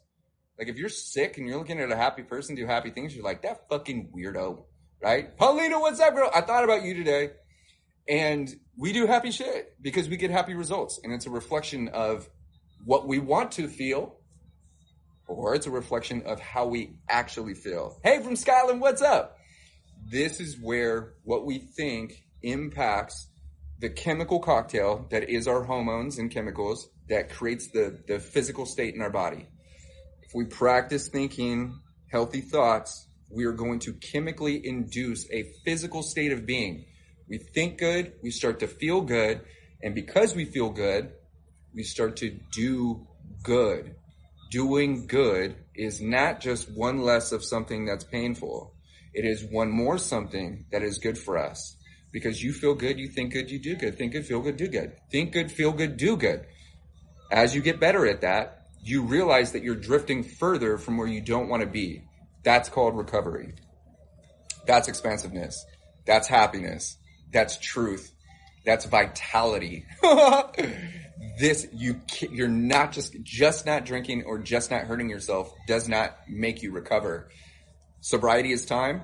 Energy is recovery. So where we put our energy, including starting with our mind, depicts how fast we're going to heal and how far into our recovery we're going to go. Because once again, bringing density to this awareness, you could be sober your whole life and be zero amount recovered. This is why a lot of people that put zero energy into their recovery just go back to drinking. Because what's the point of not drinking if I'm going to be the most miserable person that I know? I'd rather be miserable under the illusion of peace with the poison than to have no coping mechanism and have to realize that I got a long road of recovery ahead and I'm going to be miserable the whole way, right? It makes so much sense. I just messaged you read it as soon as possible. I will read it as soon as possible. Can I talk to you, please? I need a liver transplant. I have the same liver that failed on me. So I don't know anything about liver transplants. My homegirl, Woody Witt, know now. I don't know what you're saying. I might leave in this TikTok to read something. You just helped me more than rehab. I get that every day. I get that every day. A lot of people jump into therapy thinking that figuring out why they drink and going directly into their trauma is going to somehow rewire all of the neurological practices that they've physically ingrained into their mind and body through the years of developing alcoholism, when in all actuality, it's just bringing up all those emotions that we haven't practiced managing without alcohol. So it makes us all want to drink. As a matter of fact, I just created a list powered by GPT-4 on all the reasons why sitting in a room full of people and going to therapy is less safe than finding a holistic approach through your own journey. And one of those things is exactly that. Being triggered. SOS. There's only so much that I can do with you, man. All right, look. So if you really need to get a hold of me, then hit the link in my bio and leave me a message right there. Like, there's nothing I can do for you on TikTok. Dead serious. I'm not a doctor, so I can't put you into surgery. I don't know people. I can't get you a liver. I can't do things like that. I'm a mental health and sobriety expert, so I can help you step further into recovery and out of sobriety. So sober, you're not sober anymore. You become so sober that you can't even use the word sober because you don't consume the toxins or the poisons anymore. That's what sober not sober is. So if anybody's struggling, sobernotsober.com, or just hit the link in my bio. It's the same exact thing. You have to save yourself 100%. I'm asking for help on TikTok. I just messaged my number just to give me a call for 2 minutes. Unfortunately, I don't share my phone number. I don't send text messages outside. I just don't make phone calls. The reason why is 100,000 people have already asked me the same question that you're probably going to ask me. And 99.9% of the time, it's in the program. I've written an article. I released a video. It's on the website. There's nothing. There has not been, in the years of me helping people, there has not been a single question that I haven't even referenced. Yesterday was the first time that I even touched on a subject that I know nothing about, which was gastric bypass. And I knew enough to be able to answer the question. I'm the 1%. I'm at work and just need 2 minutes. I can only imagine. I'll tell you this, man. If you are the 1%, then what you have to ask is important enough for me to share with 206 people. There's no reason that I need to gatekeep the solution for you because they may be struggling in the exact same way. So I'll say this, man, if you want to leave me a message, maybe I'll make a video. Hey, Metal Stacy, what's up, girl? My favorite ex-alcoholic was going down. But nobody's circumstances are so unique that a basic answer or a simple solution isn't going to fix it. As humans, we overcomplicate everything and we do everything we possibly can to make it seem like our circumstances are so outside what society and the human condition is that we're the ones that can't get the results. It's just not true. It's just not true. Leave a message. I think there's a question box right here. Can you leave me on anonymous? If you leave it here, like in this chat box, then it's public. But if you send me a message on TikTok, then it's anonymous. I'm not going to share your information. Or if you leave me a message on the website, that is anonymous too. Upper endoscopy. Maybe when I went into surgery, but the surgery was so intense, I went into ICU from cardiac arrest. I don't know much about that. You can only offer support, but you have to do the hard work for you. 100%, man. I'm here to support you as you save yourself. This is it. Thousands of people, dude. Like, here's the thing is we want to be the one. We really, truly want to be the one with such a unique circumstance that, like, I want to find the one. I want to find the one person that literally can't do it. I haven't found one person. I just continue finding people who continue saying the same thing, which are all equally incorrect. It's just a belief. If you believe you can't do it, you can't. You've programmed yourself the first thought in the morning to go like, we can't get sober. We can't figure this out. We can't do it. We're not strong enough. And then we program ourselves to predict what tomorrow looks like. So look, what you say today bleeds in tomorrow. 90% of the thoughts you're having today and what you're practicing today are going to be the same exact things as you get tomorrow. You know why? That's because 90% of the thoughts you had today are the same things as yesterday. 40 to 70,000 thoughts that we have every single day, whether we're aware of it or not, consciously or subconsciously, 40% of those are talking shit about you. Those are the ones that you're not even realizing. Maybe a couple of them you might notice. But then there's thousands upon thousands upon thousands upon thousands of other thoughts that define what you think and feel about yourself and about the world. So if we're not changing anything today, then we might as well just start crying about tomorrow. Wayne Dyer does this thing. He goes like, it's very simple. He goes like, okay, today's Monday. I have the sniffles. Every time I get the sniffles, I start to get this drip. By tomorrow morning, my throat is going to start to hurt. And then watch on Wednesday, I'm going to have to take the Robitussin, and then that's going to make me really groggy. And then I'm going to be really, really tired at work. And then by the end of the day, I'm going to be stressed out. I'm not going to be able to eat. And then it's going to be in my lungs. And then that's Thursday, man. And then Friday, bro, it happens every single time, dude. By the time Friday gets here, dude, I'm bedridden. I'm just going to call off Friday right now in preparation for that day.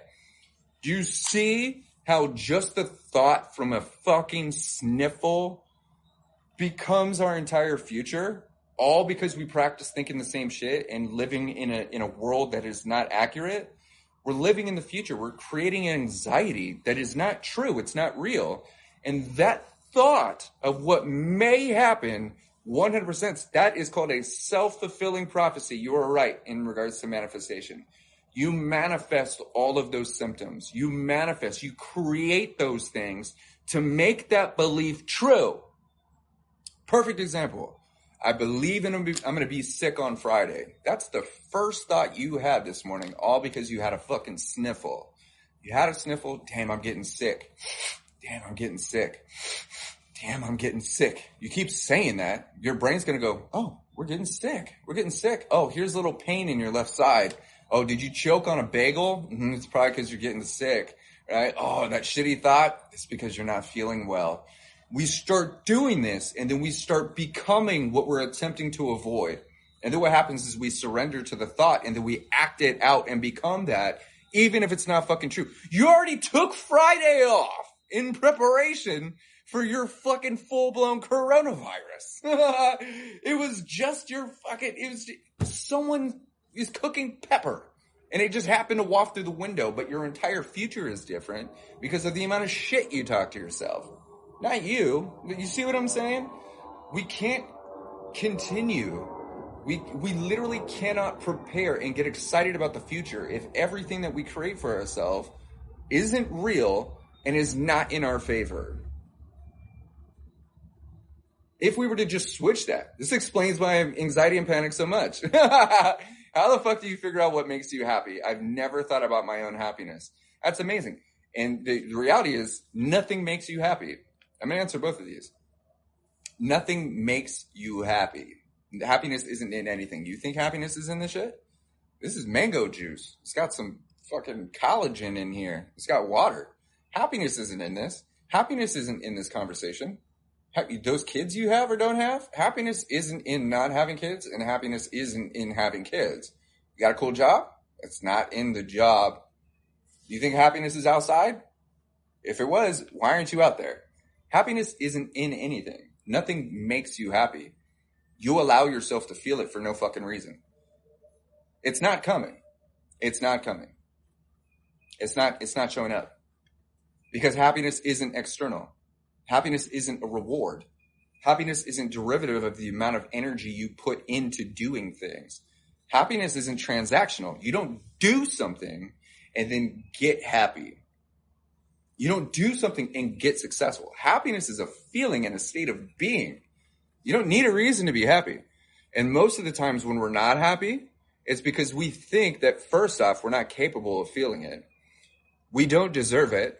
It's not meant for us. We think it's external. And we think we don't have the time, the energy, or the resources to fucking generate it. When literally, we're focusing all of our attention on what we don't like. If all of your attention and all of your focus is literally locked wholeheartedly on all the things that aren't capable of even contributing to what a happy life could be considered, then you are putting no energy into actually seeing what's in front of you. No energy. All energy goes where attention goes. So if you're focusing on what is not working, your eyes aren't even open to what is working. And then we sit here and go like, nothing is working. I don't know what to do. Every time you do something, you're still focused on what's not working. You can't be whittling wood and looking back at the same fucking time, dude. You're not even involved in this shit. You were just, I don't like this, and it's too fucking hot, and blah, blah, blah, and I don't have a girlfriend, and then she said this, and then TikTok, and then the train derailment, and the fucking news, and my leg hurts, and I didn't get good sleep, and I'm really fucking hungry, and tomorrow looks stupid, and I don't even like that. I don't even like myself, and then like, I can't even remember the last time that I ate something that I enjoyed. I've never even looked at me, and when I do look at me, I find all the reasons why I don't deserve to be liked. I don't have many friends. People don't want to come around me. I don't even like sitting with me, dude, and this show is fucking stupid, and I don't like any of the thoughts that I think. I don't like any of the things that I do, and I don't like all the money that I have. None of that is making me money. You see what I'm saying? It sounds like a day in my life.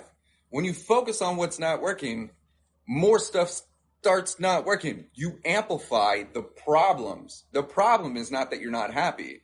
The problem is that you think that you're not. If all of your attention is going towards what the illusion of not being happy is, how the fuck do you know that you're not happy? You're giving no attention. Zero. And the more important aspect is you don't need a reason to be happy. As a matter of fact, the less shit you have to deal with, the happier you could be. You're dodging bullets right now. Do you know how many I'm in Tennessee. I can only imagine how many bullets are flying by my head that I'm completely unaware of. I don't know who's doing what out here, dude. I'm just keeping to myself. Nothing is happening to me to be happy. I choose to be happy. That's it. Because I don't fuck it. So if you really want to understand how to generate happiness, first off, accept the fact that you don't need a fucking reason. You were born. Your chances of even being here is 400 trillion to 1. That means 400 trillion, bigger than the U.S. deficit, have voted against you ever even becoming a human being. And here you fucking are. Damn, bro. Against the entire universe, dude. You know there are more genetic combinations of people that could exist but won't? And you're fucking here? There are more people. Dude, there are more possibilities of people that could exist that will not. And you fucking made it. God damn it, dude. We're in a rock floating through space. You are the fucking winner. And not only that, but you're winning constantly, dude. Holy shit. That's insane. That is fucking insane. Damn. Don't deserve happiness, though. Haven't done enough. Not cool enough. I don't like my clothes. I don't want to win, but you did, though. The only reason you don't want to win is because winning takes responsibility. So does your happiness. The unfortunate part about being happy is you are directly responsible for maintaining it. And if we can continue thinking that happiness is external, then we can continue blaming the world for why it's not here. Don't repeat that to yourself.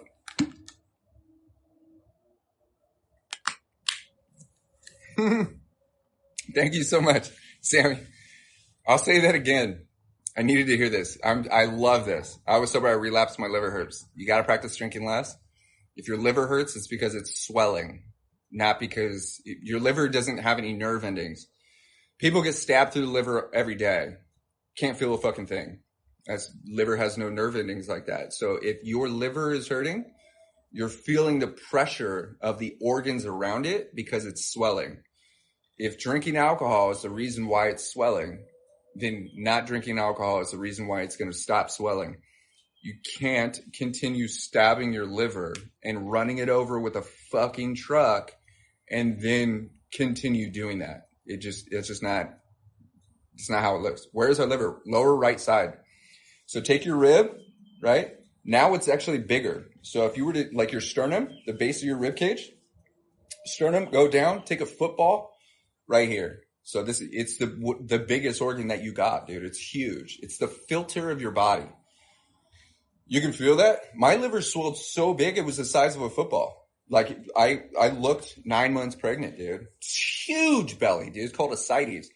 But my stomach swelled up so much, and then my spleen swelled up so much. And so it looked like I was 9 months pregnant. And I got an umbilical hernia because of how much swelling.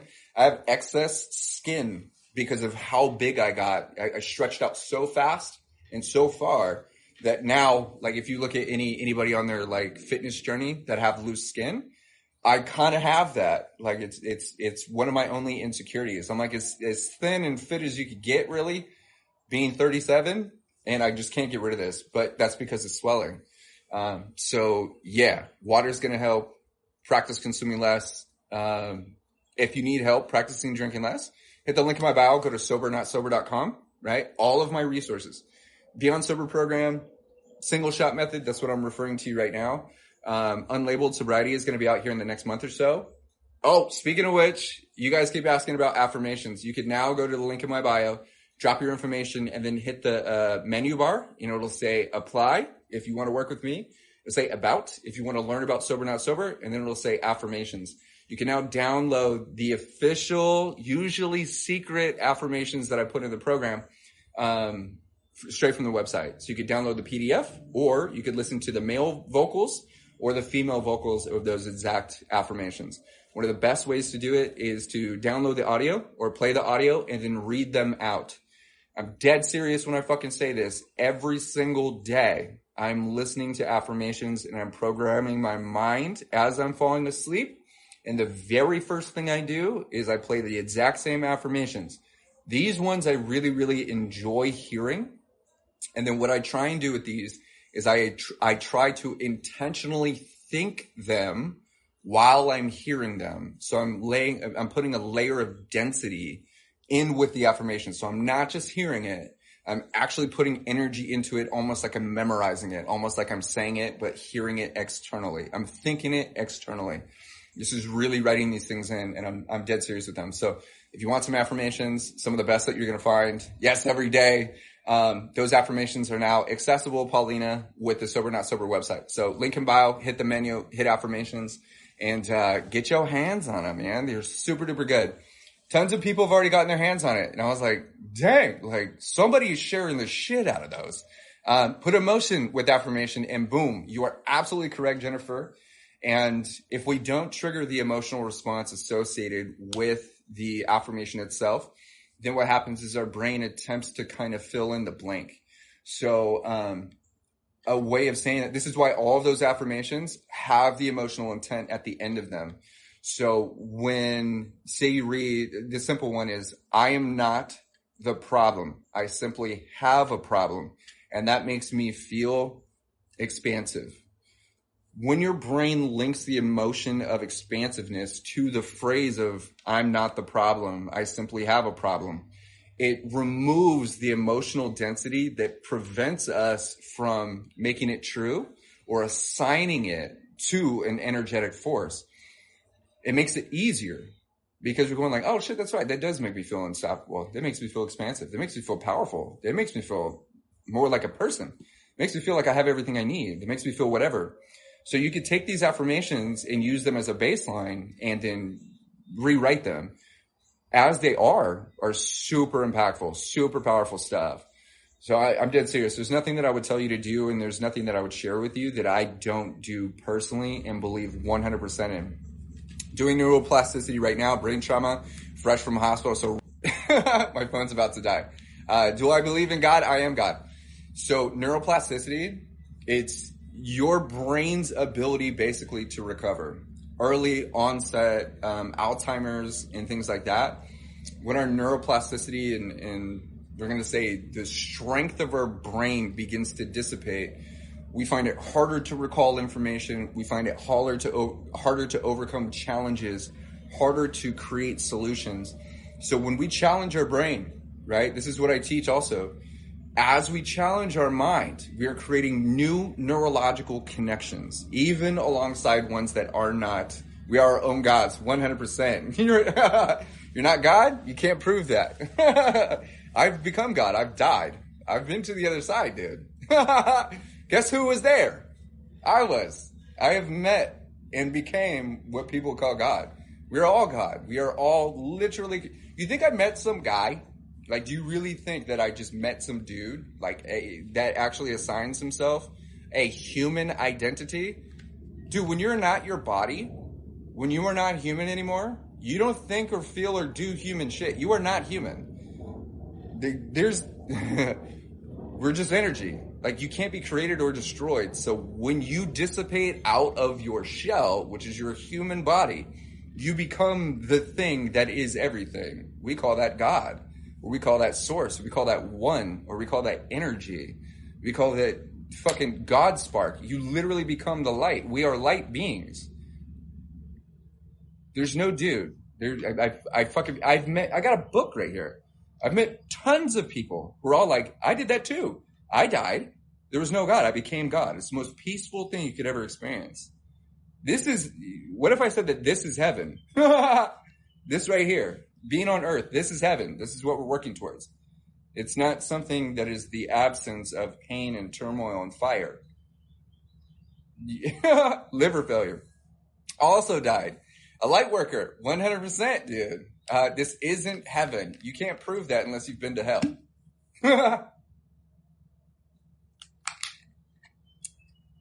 Is it closer to hell? It is what you think it is. It's all the human experience. It is whatever you say it is. If you say it isn't heaven, then what is it? It's just earth? That sucks. That sucks. I live in heaven all fucking day, bro. Energy is creation, and creation is referred to as being by God. So in turn, God is energy, and we are 100%. 100%, dude. I step into what I would call God mode every single day. I literally connect with God, energy, source, oneness, anything, everything, infinite. Every day for an hour, I'm closer to what the understanding of God is than people that don't even practice meeting that energy, that source, that understanding. God is a feeling.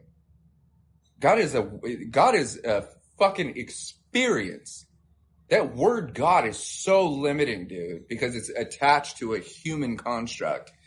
We couldn't possibly understand gods as a human. We're only capable of understanding what that is as a God. So when you become God, you then understand everything because you do. It's literally impossible. To the depths of our quantum computer that we call our mind, we could only process so much information so deeply and really make sense of what it is to be God. When you, like, literally one of the things, like, when you step onto the other side, none of those thoughts, you go like, oh, you're like, this is it? Amazing. Not what I thought. Way better. Way more. It's just absolute bliss. Absolute fucking amazing.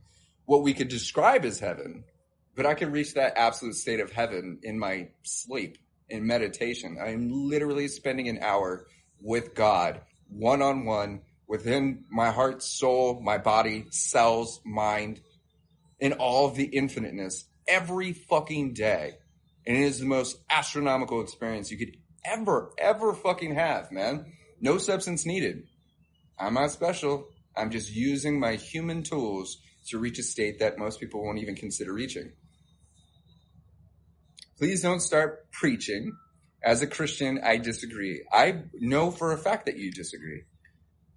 It's your disagreeing that is the pain that we must suffer through. You could just disagree all you want, but is your disagreeing helping you become a better person? Because it sounds like you're attempting to diminish truth. Think about this. As a Christian, you literally hold no weight. Like you're not special. I know I get invited to church all the time.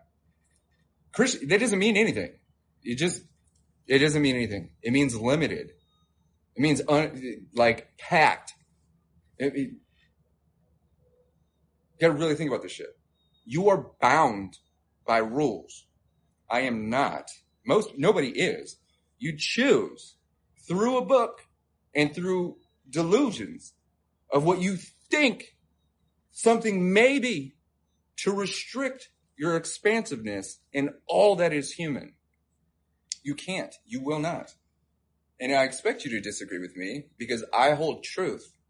If my truth, the actual objective truth, the unfuckwittable testimony of all that actually is, even remotely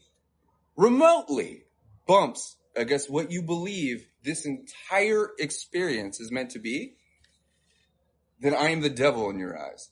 And I will happily be that. 100%.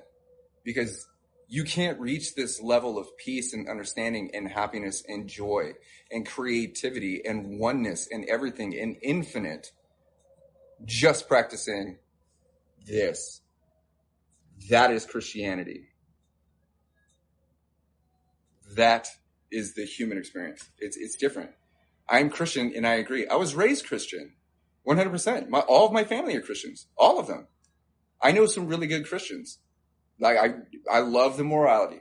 My parents, my mom, right? I don't know about my dad. My grandparents, Christian as Christian gets. Love it. Love it, love it. There's a lot of stuff that like they practice the moral fortitude provided in the nuance of the book. They're not out here trying to make other people's lives more miserable. When I show up as a spirit in their house, when I show up as a human, when I show up as me, they're not out here trying to literally restrict or attempt to sway me into their beliefs. They accept me as I am. They've always have. They want me to continue expanding. The only thing that they care about is that I am happy and healthy. That's it. They don't give a fuck what my practices are. They don't care what I have or have not done. They accept everything. It's beautiful. They're absolutely amazing human beings. And I love doing right by them. I know for a fact that they have impacted me as a child. And they were the ones that gave me the tiny bit of hope when my mom was an addict, my mom was an alcoholic, my dad was an addict, my dad was an alcoholic. When my little sister and I were left to grow up on our own, and my sister became an alcoholic, and I became an alcoholic, and all that shit, they used their moral practices to accept us at our worst. They always accepted my father, even though he was beating the living shit out of my mother. They unconsciously, unpurposefully were enabling him because they accepted him as a person. They believed that he could do right or whatever the fuck. So I appreciate them for their willingness to accept an alcoholic, an addict family as we were and not attempt to make our lives worse. They're good fucking people and they practice shit that I don't agree with. I love them for who they are, not what they do. 100%. And it goes both ways. But then you actually have Christians that think that it's your way or no way. What are you talking about? All ways are your way. The only way to do it is your way. Whatever you choose to believe, as long as it's moving you forward, helping you feel expansive, making you feel fulfilled, and expressing a life of purpose. If it's bringing you peace, joy, and happiness, true, get it, girl. I don't care what you got. We could all hang out. All religions, all practices. We're all good people, right? Good people doing good things, good thoughts, good words, good deeds. Who gives a fuck anything else? But there is a relation between all of these things. The defining factor between all religions and all practices is we are all fucking human. You can't get away from that shit. I'm not special because I died before. Nobody is. But what we practice is a reflection of our character and who we either are or choose to be. What you don't change, you choose. So I say this, and it doesn't matter what you're practicing, whether it's an affirmation or eating a burrito. Whatever you practice is going to breed the appropriate results. And one of the phrases that I heard recently, which hit me, it messed my ego up, but also helped me bring some reality into my space, is you are what you deserve. Fuck. My ego got hit hard on that one. You are what you deserve. Because intentionally, like for the one moment, I'm going, fuck you, bro. But then I'm like, I love me. I love what I'm doing. I love who I am. I love where I'm going. I love all this stuff. I am exactly what I deserve. Damn. That's another way of saying that hurt, right? It feels weird. But then it also goes, you are your karma, right? We usually think that karma is something bad that happens. You did this, you get that. It also applies to happiness and expansiveness and all that shit, but you are your karma. So what you have, what you feel, what you do is a reflection of what you put out. So if you're here now and this is what you're taking in, then it means you're going to be putting out new information and getting more karma. You're going to become more of what you deserve. But you have to start realizing what you deserve first. You deserve everything. You deserve happiness, health, abundance. You deserve respect. You deserve honesty. You deserve all of those things. But we have to practice doing those things for ourselves to get that karma back until we agree with, I am what I deserve. Another way of saying, you are exactly what you're looking for. With that, my phone's about to die and I got to make myself some lunch. I love you so much. And I'm going to wrap this up with just reminding everyone, hit Sober Not Sober if you're struggling with anything or just want to connect with me. You guys are excited about those affirmations. They are 100% free. You can drop your information and get them in the menu bar. You can download the man's voice, the woman's voice, or male or female voice, and then download the PDF. Practice them, share them, let the world know. I want to know which affirmations are sitting with you the best. How you feel about those could change someone else's life. So feel free to grab those, even if you just want to read them and do a review. You can either email me or we'll talk about it later. Feel free to send me a message. If there's something specific I can answer for you, there is a message box right there. You could jump on the pop-up right when you get there, or if you hit contact in the top, it'll scroll down to the bottom and the same message will be there for you. I'm available. I'm available for coaching if you can use a sobriety coach. Beyond Sober is open and rocking. We have people jumping into it every day. So if you're struggling with your mental health and want to evolve into someone that doesn't struggle with toxicity, take a look at the Beyond Sober program. You can do lifetime. You can do month to month, whatever you want. Single shot method for anybody that needs to practice drinking less alcohol safely. That's kind of an emergency. Everything you could ever possibly need and all of my resources are on that page. And I do that just to make sure that you guys all have all the same tools that I have. I literally use them all. With that, I love you. Thank you so, so much. It is Wednesday. It is the best day of our life, man. It's the only life that exists, and time isn't real. I can't thank you enough for hanging out with me, for being exactly who you are, for supporting me as long as you have and in the ways that you do. I thank you every single day. And trust me, man, when I say I'm generating immense amount of gratitude, it's because of the love that you have and that you share. And it's because you guys continue to be exactly who you choose to be. I get a chance to be exactly who I am. And thank you for accepting me and allowing me to exist in your world. You're phenomenal. With that said, just like my mother always says, take care of you, yeah? Just you take care of you for me. I'm going to take care of me for you, but you take care of you.